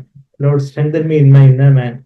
Lord, I want my heart to be strengthened by grace. എന്റെ ഹൃദയം, എന്റെ ആത്മാവ് പരിശുദ്ധാത്മാവിനാൽ സ്ട്രെങ്തൻഡ് ആവണമെന്ന് ആഗ്രഹിക്കുന്നു. പരിശുദ്ധാത്മ സ്ട്രെങ്തൻഡ് ആയിട്ട് എന്ത് ചെയ്യണമെന്നാണ് പറയുന്നത്? അതാ നമ്മൾ എഫേസ്യർ 3 നമ്മൾ തിരിച്ചു വരുമ്പം ശക്തിയോടെ ബലപ്പെടേണ്ടതിനും അങ്ങനെ ബലപ്പെടുമ്പോഴാണ് യേശു കർത്താവിന് വിശ്വാസത്താൽ നിങ്ങളുടെ ഹൃദയത്തിൽ വസിക്കാൻ പറ്റുന്നത്. അതാണ് നമ്മളിവിടെ വായിക്കുന്നത്. എന്നുവെച്ചാല് പരിശുദ്ധാത്മ നമ്മുടെ ഹൃദയത്തിൽ വസിക്കുന്നില്ല. അപ്പൊ യേശു നമ്മുടെ ഹൃദയത്തിൽ വസിക്കുന്നതിന് തുല്യമല്ലേ നമുക്ക് തോന്നും. അതെ, ആ ഒരു അർത്ഥത്തില് പരിശുദ്ധാത്മ നമ്മളിൽ വസിക്കുന്നു, അതുകൊണ്ട് ക്രിസ്തു നമ്മളിൽ വസിക്കുന്നു. പക്ഷേ കാറ്റക്കയോ എന്ന് പറഞ്ഞൊരു വാക്കാണ് അവിടെ ഉപയോഗിച്ചിരിക്കുന്നത്. Christ may settle in your heart എന്ന് പറഞ്ഞാല് കറ്റക്കയോ എന്ന് പറഞ്ഞാൽ ഡ്വെൽ അല്ലെങ്കിൽ ക്രിസ്തു നിങ്ങൾ വസിക്കുക എന്നുള്ള വാക്ക്, കറ്റക്കയോ എന്നുള്ള വാക്കിന്റെ അർത്ഥം സെറ്റിൽ, ഇൻഹാബിറ്റ്, ഡ്വെൽ. നമ്മള് മത്തായിയുടെ സുവിശേഷത്തിലേക്ക് വരുവാണെങ്കിൽ ആ കറ്റക്കയോ എന്നുള്ള ഗ്രീക്ക് പദം വേറെ എവിടെ 2 ഉപയോഗിച്ചിട്ടുള്ളത് നമ്മൾ കാണുമ്പം നമുക്കത് കുറച്ചുകൂടെ വ്യക്തമാവും. മത്തായി 2 അധ്യായത്തിന്റെ 23 വാക്യത്തിലെ കർത്താവ് നസ്രയത്തിൽ വന്ന് പാർത്തു എന്ന് നമ്മളവിടെ വായിക്കുന്നുണ്ട്. ഒരാൾ ഒരിടത്ത് വന്ന് സെറ്റിലായി. ഞാൻ കരിഗിരിയിൽ നിന്ന് കരുനാഗപ്പള്ളി വന്ന് സെറ്റിലായി. ഒരു പ്രാസമുണ്ട്, കരിഗിരിയിൽ നിന്ന് കരുനാഗപ്പള്ളിയിൽ വന്ന് സെറ്റിലായി. അവിടെ സെറ്റിലായി എന്ന് പറയുന്നത് നമ്മുടെ ശരിക്കും സ്വർഗത്തിലെ സെറ്റിൽമെന്റ് ഉള്ളൂ. പക്ഷെ എങ്കിലും കുറച്ച് നാളത്തേക്ക് നമ്മളൊരിടത്തേക്ക് സെറ്റിലായി എന്ന് പറയുന്നതാണ് ഇവിടെ നമ്മൾ മത്തായി 2:23 അവൻ നസ്രായൻ എന്ന് വിളിക്കപ്പെടും എന്ന് പ്രവാചകൻ മുഖാന്തരം അരുളി ചെയ്തെന്ന് നിവൃത്തിയാകുവാൻ തക്കവണ്ണം നസ്രത്ത് എന്ന ഗ്രാമത്തിൽ ചെന്ന് സെറ്റിലായി, പാർത്തു. That he came and lived, അല്ലെങ്കിൽ സെറ്റിൽഡ് എന്നാ കുറച്ചുകൂടെ നന്നായിട്ട് ട്രാൻസ്ലേറ്റ് ചെയ്തത്. ഇതേ മത്തായിയുടെ 4 അധ്യായത്തിന്റെ 13 വാക്യം നസ്രത്തിൽ കർത്താവ് 30 വയസ്സ് വരെ അവിടെ സെറ്റിൽ ചെയ്ത് പിന്നെ കർത്താവ് എവിടെ ചെന്ന് സെറ്റിൽ ചെയ്തെന്ന് വായിക്കുന്നത്. കർത്താവിന്റെ മിനിസ്ട്രിയുടെ സമയത്ത് കർത്താവിന്റെ ഹെഡ് ക്വാർട്ടേഴ്സ് എവിടെ ആയിരുന്നു? ജെറുസലേം ഒന്നും അല്ലായിരുന്നു, മറിച്ച് ഗലീലയിലുള്ള കഫർനഹൂമിലായിരുന്നു. അതാ നമ്മുടെ കാപ്പർനോം. അത് 4 അധ്യായത്തിന്റെ 13 വാക്യത്തില് നസ്രത്ത് വിട്ട് സെബുലിന്റെയും നഫ്താലിയുടെയും അതിരുകളിൽ കടൽക്കരയുള്ള കഫർനഹൂമിൽ ചെന്ന് പാർത്തു എന്നുള്ളത് Jesus leaving നാസറത്ത് he came and settled. ആ സെറ്റിൽഡ് എന്നുള്ള പദമാണ് കറ്റക്കേവ്. ആ കറ്റക്കേവ് ആണ് നമ്മളിവിടെ കറ്റക്കേവ്. ഇവിടെ കർത്താവ് നമ്മളിൽ വന്ന് കറ്റക്കേവ് ചെയ്യണം എന്ന് പറഞ്ഞാൽ കർത്താവ് നമ്മളിൽ വന്ന് സെറ്റിൽ ആവണം. He must feel at home. നമ്മുടെ പറഞ്ഞതുപോലെ നമ്മുടെ സ്വന്തം ഭവനത്തിൽ ഒന്ന് വേണം. അതായത് നമ്മളിപ്പം വേറൊരു അതിഥിയുടെ ഭവനത്തിൽ പോവുകയാണെങ്കിൽ നമുക്ക് അവിടെ നമ്മൾ ഗസ്റ്റ് റൂമിലൊക്കെ ഒന്ന് ഇരിക്കും. നമ്മൾ അവിടെ ചെന്ന് എല്ലാ റൂമിലൊക്കെ ചെന്ന് ഈ അലമാരയൊക്കെ തുറക്കാൻ നമുക്ക് സ്വാതന്ത്ര്യമുണ്ട്. ഇല്ല, അത് നമ്മുടെ സ്വന്തം വീട്ടിലാണെങ്കിൽ നമുക്ക് അതിനുള്ള സ്വാതന്ത്ര്യമുണ്ട്. എന്നാൽ ചില വീടുകളിൽ അവർ അത്രമാത്രം ആതിഥ്യ മര്യാദ ഉള്ളവരാകുമ്പോൾ നമുക്കിത് സ്വന്തം വീടെന്ന പോലെയുള്ളൊരു ഫ്രീഡം, അതുപോലെ നിങ്ങളുടെ സ്വന്തം വീടായിട്ട് കരുതിയാൽ മതി, നിങ്ങൾക്ക് ഫ്രീഡം ഉണ്ട് എന്ന് പറയുമ്പോൾ നമുക്ക് അതുപോലെ ഒരു ഫ്രീഡം ഉണ്ട്. അവിടെ ഒരു അതിഥിയുടെ ഒരു ഞെരുക്കമില്ല എന്ന് പറയുന്ന പോലെ കർത്താവ് നമ്മളിലെ ഒരു ഞായറാഴ്ച മാത്രം ഞാനിന്ന് കുറച്ചു നേരത്തേക്ക് എന്നെ വരുന്ന അനുവദിച്ചിട്ടുണ്ട്. ആ സമയത്തേക്ക് ഞാൻ അവിടെ ഞെരുങ്ങിയിരിക്കാം. മീറ്റിംഗ് കഴിഞ്ഞ് സ്തോത്രമൊക്കെ പറഞ്ഞ് അല്ലെങ്കിൽ പറഞ്ഞു കഴിയുമ്പോഴത്തേക്ക് ഇവരുടെ തനിനിറം പുറത്താവും. അതൊക്കെ ഞാൻ കുറച്ചൊക്കെ മാറിപ്പോണം, ഞാൻ അതിനൊന്നും മിണ്ടാൻ പറ്റത്തില്ല എന്ന രീതിയിൽ ഇനിയിപ്പോ ചൊവ്വാഴ്ച മീറ്റിങ്ങിന്റെ സമയത്തേക്ക് കുറച്ചു നേരത്തേക്ക് അവരെന്നെ ഒന്നോട് വിളിക്കും. പിന്നെ വെള്ളിയാഴ്ച മീറ്റിംഗ്, പിന്നെ ഞാൻ ശനിയാഴ്ച രാവിലെ പ്രാർത്ഥനയുടെ സമയത്ത്, ബാക്കിയുള്ള സമയത്തൊക്കെ ഞാനൊക്കെ അടങ്ങി ഒതുങ്ങിയൊക്കെ അധികം ശല്യപ്പെടുത്താതൊക്കെ കഴിയണം. അങ്ങനെ ആ ഒരു ഞെരുങ്ങിയിരിക്കുന്ന ഒരു അതിഥിയായിട്ടാണ് കർത്താവ് ഇവിടെ നമ്മുടെ ഹൃദയത്തിലുള്ളത്. അത് എന്ത് വേണമെങ്കിലും എന്റെ ഇഷ്ടമാണ് ഇവിടെ നടക്കാൻ പോകുന്നത്. എന്റെ മകന് തന്റെ ഇഷ്ടത്തെ ബലി വെച്ച് ഇവന് ഇവന്റെ വീട്ടില് അല്ലെങ്കിൽ ഇവളുടെ വീട്ടില് ഭാര്യയോ ഭർത്താവോ എങ്ങനെ പെരുമാറിയാലും എന്ത് ചെയ്താലും കൊള്ളാത്ത സാധനം ഇനിയിപ്പോ വാങ്ങിച്ചോണ്ട് വന്നാലും എങ്ങനെയായിരിക്കും? ക്രിസ്തുവാണ് നമ്മളിൽ വസിക്കുന്നെന്നുണ്ടെങ്കിൽ നമ്മൾ ക്രിസ്തു പെരുമാറിയതുപോലെ പെരുമാറും. നമ്മുടെ ജഡമാണ്, ഞാൻ തന്നെ വസിക്കുന്നുണ്ടെങ്കിൽ രണ്ടു വാക്ക് എനിക്ക് പറഞ്ഞിട്ടേ ഒക്കത്തുള്ളൂ. അപ്പൊ ആ ഒരു അതാണ് നമ്മളിവിടെ വായിക്കുന്നത്. അത് ആ ക്രിസ്തു നമ്മളിൽ വസിക്കേണ്ടതിന്, ക്രിസ്തു അതുപോലെ സർവ്വസ്വാതന്ത്ര്യത്തോടെ സെറ്റിൽ ആകേണ്ടതിന് അത് അങ്ങനെ ആത്മാവിനെ നമ്മൾ ബലപ്പെട്ടാലേ യേശുവിൻ നമ്മളുടെ ജഡമല്ല, മറിച്ച് യേശുവിനെ നമ്മുടെ ജീവിതത്തില് ഞാനല്ല ക്രിസ്തു അത്രയും ജീവിക്കുന്നതെന്ന് പൗലോസ് ഗലാത്യർ 2:20 പറഞ്ഞാണെങ്കിൽ ക്രിസ്തു നമ്മളിൽ വസിക്കുവാൻ തക്കവണ്ണം വരം നൽകണമെന്നും, അങ്ങനെ ക്രിസ്തു നമ്മളിൽ വസിക്കുമ്പോൾ എങ്ങനെയാ നമ്മളെ സ്നേഹത്തിൽ വേരൂന്നുവാ ചെയ്യുന്നത്. സ്നേഹത്തിൽ അധികമായിട്ട് നമ്മളുടെ വേര് അടിസ്ഥാന സ്നേഹത്തില്, കർത്താവിന്റെ സ്നേഹത്തില്. അതിൽ തന്നെ നമ്മൾ ആഴത്തിൽ വേരൂന്നുവാൻ ഇടയാവുന്നു. കൂടുതൽ കൂടുതൽ കർത്താവിന്റെ സ്നേഹത്തെ അറിയാൻ. അതായത് പല സമയത്ത് നമുക്ക് പ്രയാസം ഉണ്ടാകുന്ന രീതിയിൽ ചില സാഹചര്യങ്ങളോ ചില വ്യക്തികളുടെ പെരുമാറ്റങ്ങളോ ഒക്കെ ഉണ്ടാകുമ്പോൾ അവിടെ കർത്താവെ ഞാൻ ആ സമയത്തും എന്റെ ഭർത്താവ് ഇങ്ങനെ എന്നോട് പെരുമാറി, എന്റെ ഭാര്യ എന്നോട് ഇങ്ങനെ പെരുമാറി, എന്റെ മക്കൾ എന്നോട് ഇങ്ങനെ ഒരു വാക്ക് സംസാരിച്ചു, എന്റെ ബന്ധുക്കള് അല്ലെ എന്റെ സുഹൃത്തുക്കൾ എന്നെ ഇതുപോലെ കളിയാക്കുന്ന രീതിയിൽ ഒരു വാക്ക് പറഞ്ഞു. ആ സമയത്ത് കർത്താവെ ഞാൻ എന്തെങ്കിലും ഒരു പകരത്തിന് പകരം പോലെ ഉരുളക്ക് പെരുമാറി എന്തെങ്കിലും പറയാനല്ല, മറിച്ച് കർത്താവെ അങ്ങ് പറഞ്ഞതുപോലെ എനിക്ക് സംസാരിച്ച പോലെ ശാന്തമായിട്ട് മൃദുവായിട്ട് ബഹുമാനത്തോടുകൂടി മാത്രം എനിക്ക് സംസാരിക്കണം. ആകാത്ത വാക്കൊന്നും എന്റെ വായിൽ നിന്ന് പുറപ്പെടരുത്. അപ്പം അവിടെ ക്രിസ്തു നമ്മളില് വസിക്കുക. അങ്ങനെ കർത്താവിന്റെ സ്നേഹത്തിൽ നമ്മൾ കുറച്ചുകൂടെ വീഴുന്നു, കർത്താവിന്റെ സ്നേഹം നമ്മൾ അറിയുന്നു. അപ്പോൾ കർത്താവിന്റെ സ്നേഹം നമ്മളിലൂടെ അതാ കർത്താവിന്റെ സ്നേഹം നമ്മളിലൂടെ വെളിപ്പെടുന്നു. അതാ നമ്മളിവിടെ വായിക്കുന്നത്. Grand Christ might dwell in your heart that you be rooted and grounded in love. ഒരു സ്നേഹത്തിൽ വേരൂന്നി അടിസ്ഥാനപ്പെട്ടവരായി യേശു കർത്താവ് നമ്മളില് അതുപോലെ സെറ്റിൽ ആവണം. കർത്താവിന് നമ്മളില് സ്വൈര്യമായിട്ട് വസിക്കുവാൻ സാധിക്കണം. അങ്ങനെ നമ്മള് കർത്താവിന്റെ സ്നേഹത്തിൽ വേരൂന്നി ആ സ്നേഹത്തിന്റെ വീതിയും നീളവും ഉയരവും ആഴവും, വീതി ലെങ്ത് ബ്രെഡ്ത്ത് ഉയരം ആഴം, നിത്യമാം സ്നേഹത്തിന് ആഴം ഉയരം എന്ന് നമ്മൾ വചനത്തിന് മുമ്പായിട്ട് പാട്ട് പാടിയപ്പം ബ്രദറിന്റെ ടോപ്പിക് അറിഞ്ഞിട്ടാണോ പാട്ട് പാടിയത് നിങ്ങൾക്ക് ചിലപ്പോൾ ഡൗട്ട് തോന്നിക്കാണ്. ടോപ്പിക് ഒന്നും അറിയാതെ ഞങ്ങള് അങ്ങനെ സെലക്ട് ചെയ്ത പാട്ടാണ്. പക്ഷെ അത് വേറെ ആ പോർഷൻ തന്നെ അത് വായിച്ചല്ലോ. അപ്പോ കർത്താവിന്റെ സ്നേഹത്തിന്റെ നീളവും വീതിയും കർത്താവ് നമ്മളിൽ അങ്ങനെ ആത്മാവ് പരിശുദ്ധാത്മാവിനാലും നമ്മൾ അകത്തെ മനുഷ്യൻ ബലപ്പെട്ട് കർത്താവിന്റെ സ്നേഹത്തിൽ നമ്മൾ വേരൂന്നി ജീവിക്കുമ്പോൾ കർത്താവിന്റെ സ്നേഹത്തിന്റെ ആഴവും നീളവും വീതിയും ഉയരവും ഒക്കെ അത് നമുക്ക് ഒറ്റയ്ക്കായിട്ട് അറിയാൻ പറ്റത്തില്ല, മറിച്ച് സകല വിശുദ്ധന്മാരോടും കൂടി. അതുകൊണ്ട് നമ്മുടെ ദൈവമക്കളുടെ കൂട്ടായ്മ നമുക്ക് എത്രമാത്രം ബാക്കി സഹോദരങ്ങളിൽ നമ്മൾ കേൾക്കുന്ന വചനങ്ങൾ, അത് മാത്രമല്ല കഴിഞ്ഞ കാലഘട്ടങ്ങളിൽ ജീവിച്ചിരുന്ന ദൈവഭക്തരായിട്ടുള്ള മനുഷ്യരുടെ കാര്യങ്ങൾ എല്ലാം നമുക്കെല്ലാം എടുക്കാൻ പറ്റത്തില്ല. എന്നാൽ നമുക്ക് ആത്മാവിന് ബലം നൽകുന്ന ഈ ഒരു ക്രൂസിന്റെ വചനം, ഈ ഒരു പത്യോപദേശത്തിന് ചേർന്നതായിട്ടുള്ള കാര്യങ്ങൾ നമുക്ക് യഥാർത്ഥത്തില് നമുക്ക് ആത്മാവിന്റെ സന്തോഷം നൽകുന്ന, നമുക്ക് ആത്മീയ വർധന ഉതകുന്ന തരത്തിലുള്ള കാര്യങ്ങൾ സകല വിശുദ്ധന്മാരിൽ കൂടെ വെച്ചാൽ എല്ലാവരുടെയും പ്രസംഗവും കാര്യങ്ങളൊന്നും ആയിരിക്കത്തില്ല. പക്ഷെ നമ്മൾ പല സഹോദരങ്ങളെ നമ്മൾ കോൺഫറൻസിനൊക്കെ ചെല്ലുമ്പോൾ അവിടെ നമ്മുടെ സഭയിലെ തന്നെ പല സഹോദരങ്ങളെയൊക്കെ നമ്മൾ കാണുകയും അവരോട് അവരുടെ സാക്ഷ്യങ്ങളും അവരുടെ അനുഭവങ്ങളും ഒക്കെ കേൾക്കുകയൊക്കെ ചെയ്യുമ്പോൾ ദൈവം ഓരോരുത്തരുടെ ജീവിതത്തിൽ ഓരോ രീതിയിൽ ദൈവം പ്രവർത്തിച്ച കാര്യങ്ങളും ഓരോരുത്തരുടെ ദൈവം ഓരോ രീതിയിലൊക്കെ രക്ഷിച്ചുകൊണ്ട് വന്ന കാര്യങ്ങളൊക്കെ നമ്മൾ കേൾക്കുമ്പോൾ കർത്താവിന്റെ സ്നേഹത്തിന്റെ ഒരു ആഴവും നീളവും വീതിയും ഉയരവും ഒക്കെ നമ്മൾ അറിയുക. അതാ സകല വിശുദ്ധന്മാരോടും കൂടെ ദൈവത്തിന്റെ സ്നേഹം ഗ്രഹിക്കുവാനും പരിജ്ഞാനത്തെ കവിയുന്ന ക്രിസ്തുവിൻ സ്നേഹത്തെ നമ്മളുടെ ഒരു അറിവുണ്ട്, ഒരു പരിജ്ഞാനം. നമുക്ക് അറിയുന്ന ഒരു സ്നേഹം എന്ന് പറഞ്ഞാൽ എന്താ? നമ്മൾ അങ്ങോട്ട് സ്നേഹിച്ച ഇങ്ങോട്ട് സ്നേഹിക്കുന്ന ഒരു സ്നേഹമാണ് നമ്മളുടെ മാനുഷികമായ സ്നേഹം. എന്നാൽ നമ്മള് പാപികളായിരിക്കെ, ശത്രുക്കളായിരിക്കെ, ബലഹീനരായിരിക്കെ നമ്മളെ സ്നേഹിച്ച് നമ്മളെ തെരഞ്ഞെടുക്കാനായിട്ട് കർത്താവിന് നമ്മളിൽ എന്ത് കണ്ടു?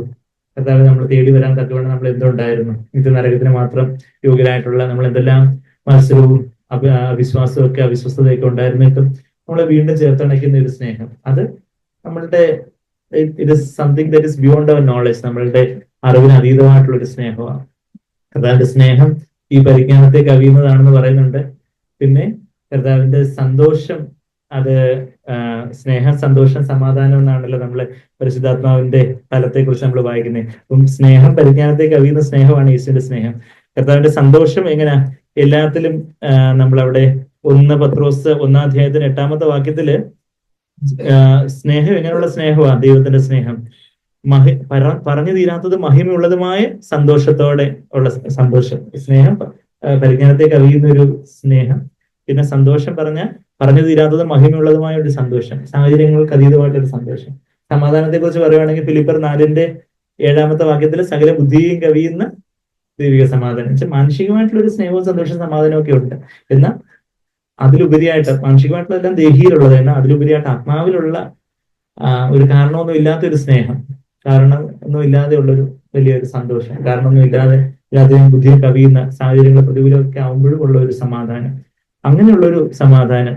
ഞാന് ആലോചിക്കുമായിരുന്നു, അനിൽ അവിടെ വെന്റിലേറ്ററിൽ കിടക്കുന്ന സമയത്ത് ഞങ്ങൾ ഇത് ചെന്ന് കാണുമ്പോൾ സാധാരണഗതിയിൽ നമ്മളെ മാനസികമായിട്ട് ചിന്തിക്കുകയാണെങ്കിൽ അയ്യോ നമ്മുടെ കോൺട്രാക്ടർ അല്ലേ ഇതെല്ലാം എന്തെങ്കിലും ആയിക്കഴിഞ്ഞാൽ എന്താവും, ഇനിയിപ്പോ വീട് പണി എന്താവും. പക്ഷെ ഞാൻ തിരിഞ്ഞുകൊണ്ട് എനിക്കൊരു അത്ഭുതം തോന്നുമായിരുന്നു. എനിക്ക് വലിയൊരു സമാധാനം ഉണ്ടായിരുന്നു അവിടെ ചെന്ന് നമ്മൾ പ്രാർത്ഥിച്ച ദൈവം എല്ലാം ചെയ്യുന്നുള്ള ഒരു അത് സകല ബുദ്ധിയും കവിയുന്ന സമാധാനം. നമ്മള് സാധാരണ ലോജിക്കലായിട്ട് ചിന്തിച്ചാൽ നമുക്ക് ഒരു പാനിക്ക് വരേണ്ടതാണ്. അയ്യോ അവരുടെ ആരോഗ്യത്തെ കുറിച്ച് നോക്കിയാൽ, പിന്നെ നമ്മളുടെ വീടിന്റെ കാര്യങ്ങൾ നോക്കിയാൽ, എല്ലാം നോക്കിയാൽ നമുക്കൊരു പാനിക്ക് വരേണ്ടത്. പക്ഷെ അത് നമുക്കറിയത്തില്ല. ആ ഒരു പരിശുദ്ധാത്മാ നമ്മളിൽ ചെയ്യുന്ന ഒരു പ്രവൃത്തി എന്ന് പറഞ്ഞാൽ ചില സാഹചര്യങ്ങൾ നമുക്ക് മാനുഷികമായിട്ട് ഒരിക്കലും പറ്റത്തില്ലെന്ന് എനിക്കറിയാം. എന്റെ മാനുഷിക ജഡത്തിന്റെ ഒന്നും അല്ല, മറിച്ച് പരിശുദ്ധാത്മാവിന്റെ സാഹചര്യങ്ങളുടെ പ്രതികൂലമായിട്ട് വരുമ്പോൾ അവിടെ ഒരു സമാധാനം. കർത്താവ് എത്രയെല്ലാം ക്രൂസിൽ അതുപോലുള്ള പ്രയാസങ്ങളും കാര്യങ്ങളും ഒക്കെ അനുഭവിക്കുമ്പോഴും, അതുപോലെ എന്ത് കാര്യങ്ങളും ഇപ്പം തന്നെ ജഗന്ന സിസ്റ്റർ പെട്ടെന്ന് ഇങ്ങനെ വീഴുന്നു, സിസ്റ്റർ ഒന്നാമത്തെ തവണ എല്ലാം പലതവണ നമുക്ക് പരിചയമുള്ള കാര്യങ്ങളും കൊണ്ടാണ്. അപ്പൊ നമുക്ക് ഒരു സമാധാനം ഉണ്ട്. അതെ, ദൈവം അറിയാതെ അനുവദിക്കാതെ ഒന്നും സംഭവിക്കുന്നില്ല. കർത്താവിന്റെ സാന്നിധ്യം നമ്മുടെ മധ്യത്തിലുണ്ട്.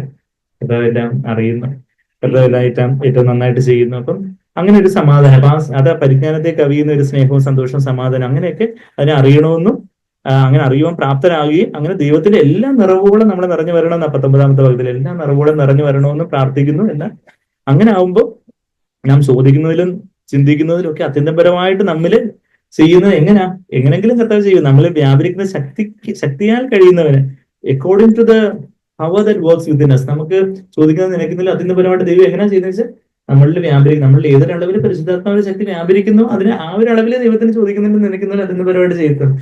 നമ്മൾ പരിശുദ്ധാത്മാവിന്റെ ശക്തി നമ്മളിൽ വ്യാപരിക്കാൻ വേണ്ടി നമ്മൾ അനുവദിക്കുന്നില്ലെന്നുണ്ടെങ്കിൽ ആ ഒരു അളവിലെ കർത്താവിന് നമ്മളിൽ ചെയ്യാനൊക്കത്തുള്ളൂ.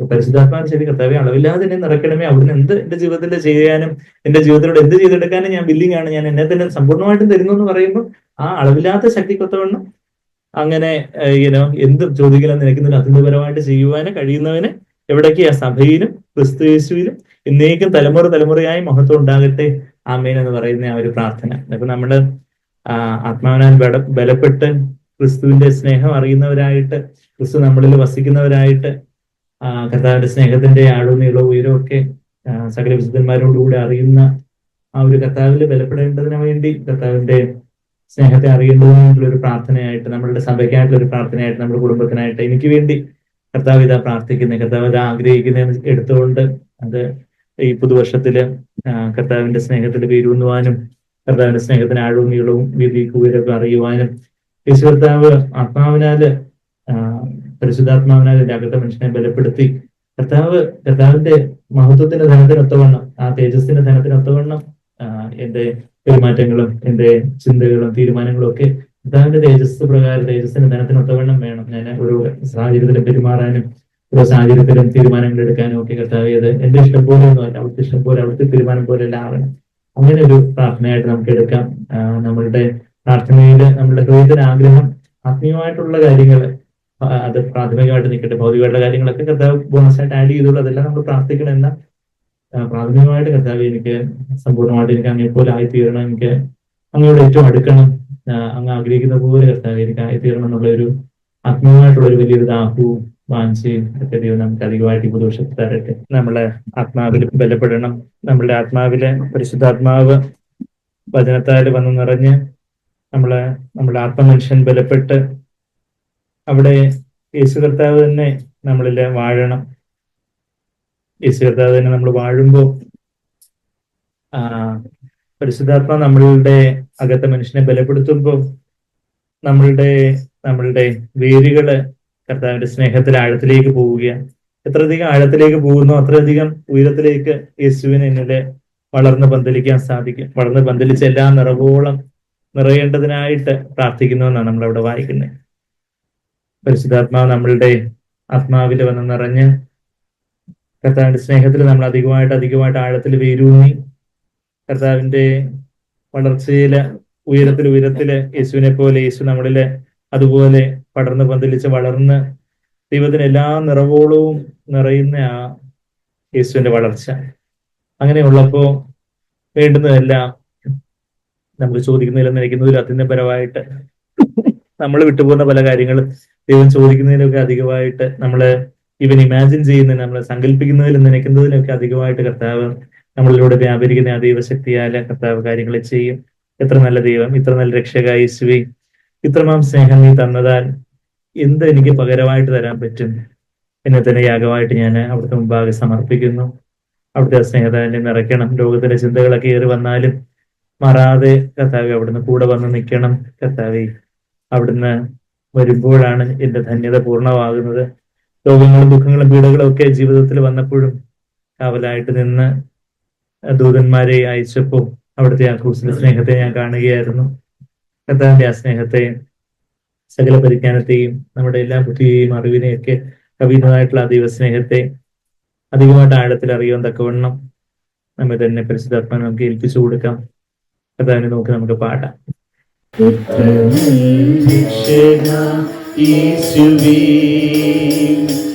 ഇത്രമാം സ്നേഹം നീ തന്നതാ, ഇത്ര നല്ല രക്ഷക യേശുവേ, ഇത്രമാം സ്നേഹം നീ തന്നതാ, എന്തു ഞാൻ നൽകിടും തുല്യമാ,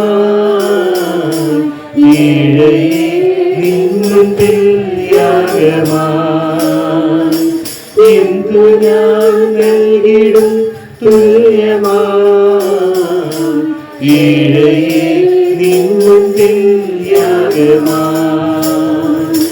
ലോകത്തിൻ ചിന്തകൾ ഏറി വന്നാലും മാറല്ലേ മാറയിന്നാഥനേ, ലോകത്തിൻ ചിന്തകൾ ഏറി വന്നാലും മാറല്ലേ മാറയിന്നാഥനേ, എന്നു നീ വന്നിടും മേഘത്തിൽ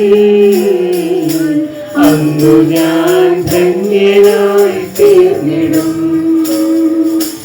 എന്നു നീ വന്നിടും മേഘത്തിൽ അന്നു ഞാൻ ധന്യനായി തീർന്നിടും. ഇത്ര നല്ല രക്ഷക യേശുവേ,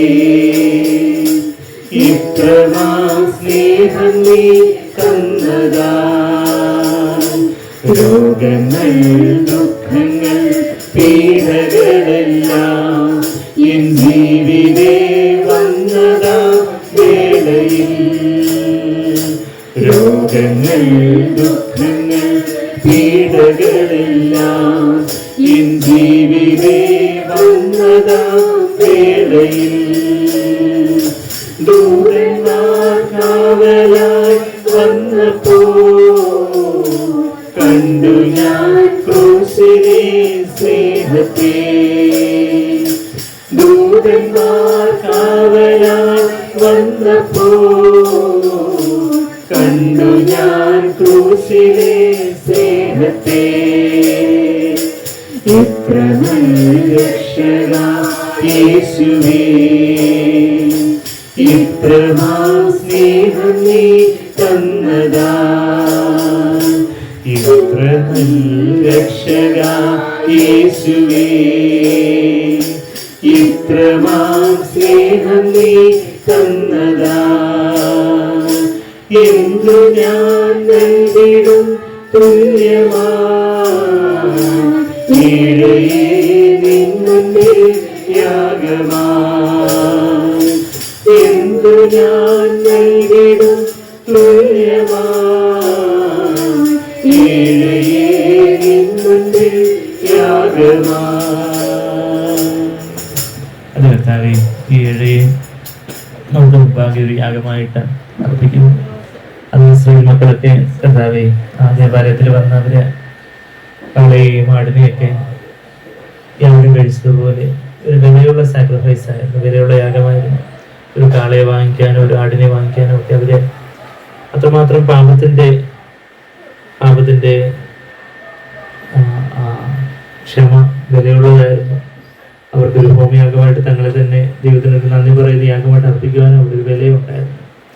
ഇന്ന് ഞങ്ങളുടെ സ്വയജീവനെ തന്നെ ഞങ്ങൾക്ക് ഏറ്റവും വിലപ്പെട്ടതായിട്ടുള്ള ഞങ്ങളുടെ ഇഷ്ടം, ഞങ്ങളുടെ ജഡം, ഞങ്ങളുടെ സ്വന്തം ഇഷ്ടം, അതിൽ തന്നെ ഞങ്ങളുടേതായിട്ടുള്ള എല്ലാ യാഗമായിട്ട് ഞങ്ങൾക്ക് പ്രിയപ്പെട്ടതായിട്ടുള്ള എല്ലാ യാഗമായിട്ട് ഞങ്ങൾ സമർപ്പിക്കുമ്പോൾ പരിശുദ്ധാത്മാവ് ഞങ്ങളുടെ ആത്മാവിലേക്ക് വന്ന് ഞങ്ങളുടെ ആത്മമനുഷ്യനെ ബലപ്പെടുത്തി സ്നേഹത്തിൽ ഞങ്ങൾ ആഴത്തിൽ വേരൂന്നി യേശുവിന് ഞങ്ങളിൽ ഉയരത്തിൽ വളർന്ന് പന്തലിക്കുവാൻ തക്കവണ്ണം വലിയൊരു ഓക്ക് വൃക്ഷം വളർന്ന് പന്തലിച്ച് അതിൻ്റെ സകല നിറവോളം നിറയുന്നത് പോലെ അത് ആകാശത്തിലേക്ക് പന്തലായിട്ട് വലിയൊരു നിറവോളം നിറയുന്നത് പോലെ ആ ക്രിസ്തുവിൻ്റെ എല്ലാ യേശുവിൻ്റെ എല്ലാ പൂർണ്ണതയിലേക്ക് ദൈവത്തിൻ്റെ സകല സമ്പൂർണ്ണതയിലേക്ക് നിറയുന്ന നിറവിലേക്ക് ഞങ്ങളെ വളർത്തുന്ന ആ ദൈവസ്നേഹത്തിനായിട്ട് ഞങ്ങളെ സ്തുതിക്കുന്നു. ആ സ്നേഹത്തിൻ്റെ ആഴവും നീളവും വീതിയും ഉയരവും ഒക്കെ കർത്താവേ എല്ലാ വിശുദ്ധന്മാരോടൊത്ത് ചേർന്ന് ഗ്രഹിപ്പാൻ ഞങ്ങളെ സഹായിക്കണം. അത് കർത്താവേ അവിടുത്തെ മഹത്വത്തിൻ്റെ ധനത്തിനൊത്തവണ്ണമാണല്ലോ ഞങ്ങളെ ബലപ്പെടാൻ സാധിക്കുന്നത്. അവിടുത്തെ ആ തേജസ്, യേശുവിൻ്റെ ആ ഗ്ലോറി ഓരോ സാഹചര്യത്തിലും കാണുവാൻ ഞങ്ങളുടെ വീട്ടിൽ തന്നെ ചെറിയ ചെറുതും പല സാഹചര്യങ്ങൾ ഞങ്ങളുടെ വീട്ടിലും ജോലി സ്ഥലത്തും യാത്രയിലും കർത്താവെ ഞങ്ങളായിരിക്കുന്ന പലയിടങ്ങളിലും കടയിലും യാത്രയിലും ഒക്കെ ആയിരിക്കുമ്പോൾ കർത്താവെ പലവിധ സാഹചര്യങ്ങൾ കർത്താവെ ഉണ്ടാവുമ്പോൾ അവിടെ യേശുവിൻ്റെ ആ തേജസ്സിനെ കാണുവാനും ആ തേജസ്സിന് ദുരിതമൊത്തവണ്ണം കർത്താവ് ഞങ്ങളുടെ ആത്മാവില് പരിശുദ്ധാത്മാവിനാൽ ബലപ്പെട്ട് ആഴത്തിൽ അവിടുത്തെ സ്നേഹത്തെ അറിഞ്ഞ് ഉയരത്തില് അങ്ങേക്ക് ഞങ്ങളിലൂടെ ജീവിക്കുവാൻ തക്കവണ്ണം, വസിക്കുവാൻ തക്കവണ്ണം പറവോളം നിറഞ്ഞ് പന്തലിക്കുവാൻ കർത്താവെ ഞങ്ങളെ ഒത്തിരി സഹായിച്ചായിട്ട് ആ പൗലോസ് കർത്താവെ തനിക്ക് വേണ്ടിയല്ല മുട്ടുകുത്തിയത്, അങ്ങേ അവിടുത്തെ അദ്ദേഹത്തിൻ്റെ ആത്മീയ മക്കൾക്ക് വേണ്ടി മുട്ടുകുത്തിയതുപോലെ മറ്റുള്ളവർക്ക് വേണ്ടി മുട്ടുകുത്തുവാനും മറ്റുള്ളവർക്ക് വേണ്ടി ഇടുന്നതെന്ന് പ്രാർത്ഥിക്കുവാനും ഞങ്ങളെ സഹായിക്കണം. അത് കർത്താവെ ആത്മീയമായിട്ടുള്ള കാര്യങ്ങൾ ഞങ്ങളുടെ ഹൃദയത്തിൻ്റെ ആഗ്രഹങ്ങളിൽ മുൻതൂക്കമായിട്ടിരിക്കട്ടെ, പ്രയോറിറ്റിയായിട്ട് മുൻഗണനയായിട്ടിരിക്കട്ടെ. അവിടുന്ന് പ്രത്യക്ഷപ്പെട്ട് എന്ത് വേണമെന്ന് ചോദിക്കുമ്പോൾ അങ്ങനെ തന്നെ എനിക്ക് വേണമെന്ന് പറയുവാൻ അങ്ങനെ തന്നെ എനിക്ക് സമ്പൂർണ്ണമായിട്ടും വേണം. സലോമോനെ ജ്ഞാനത്തെ ചോദിച്ചു, അവന് കുറെ ജ്ഞാനം കിട്ടി, അവൻ വഴിപിടിച്ചു പോയി. അവന് ആ ദൈവത്തിന്റെ ജ്ഞാനത്തിൽ നിലനിൽക്കാതെ അവൻ മാനുഷിക ജ്ഞാനത്തിൽ ഊന്നി അവൻ തെറ്റിപ്പോയി. എന്നാൽ സലോമോന്റെ പിതാവായ ദാവീദ് യേശുവിനെ തന്നെ ചോദിച്ചു, കർത്താവിനെ തന്നെ ചോദിച്ചു, ഒരു കാര്യം ഞാൻ ചോദിക്കുന്നു, ഒരു കാര്യം ഞാൻ ആഗ്രഹിക്കുന്നു, അത് അങ്ങേ തന്നെയാണ്. അങ്ങയുടെ മന്ദിരത്തിൽ, അങ്ങയുടെ സന്നിധിയിൽ എനിക്ക് എപ്പോഴും വസിക്കണം. എന്തിനു വേണ്ടി വസിക്കുന്നേ?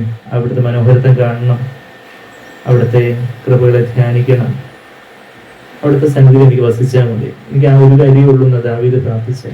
ദാവീദിന്റെ മകനായ ശലോമോന് ജ്ഞാനം ചോദിച്ചു.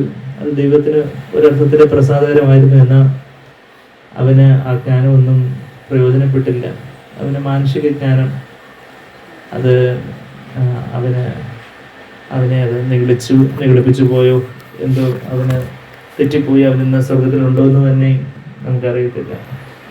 എന്നാൽ ശലോമോന്റെ പിതാവായ ദാവീദ് ചോദിച്ചതുപോലെ എനിക്ക് കർത്താവിനെ തന്നെ വേണം.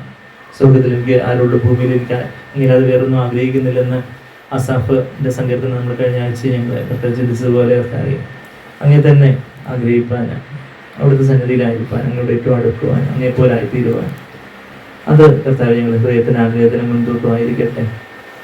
ബാക്കി എല്ലാ കാര്യങ്ങളും കർത്താവ് നനയ്ക്കുന്നതിലൊക്കെ അതിൻ്റെ പരമായിട്ട് അവിടുന്ന് എല്ലാം ബോണസായിട്ടെല്ലാം ആഡ് ചെയ്തുകൊണ്ടിരിക്കുമല്ലോ. മുമ്പേ അവിടെ രാജ്യവും നീതിയും തേടുമ്പോൾ വേണ്ടുന്നതെല്ലാം കർത്താവ് അവിടുന്ന് അതിലേക്ക് ഒപ്പിച്ചേർത്ത് ആഡ് ചെയ്തുവല്ലോ കർത്താവ്. അന്ന് കർത്താവ് നന്ദി.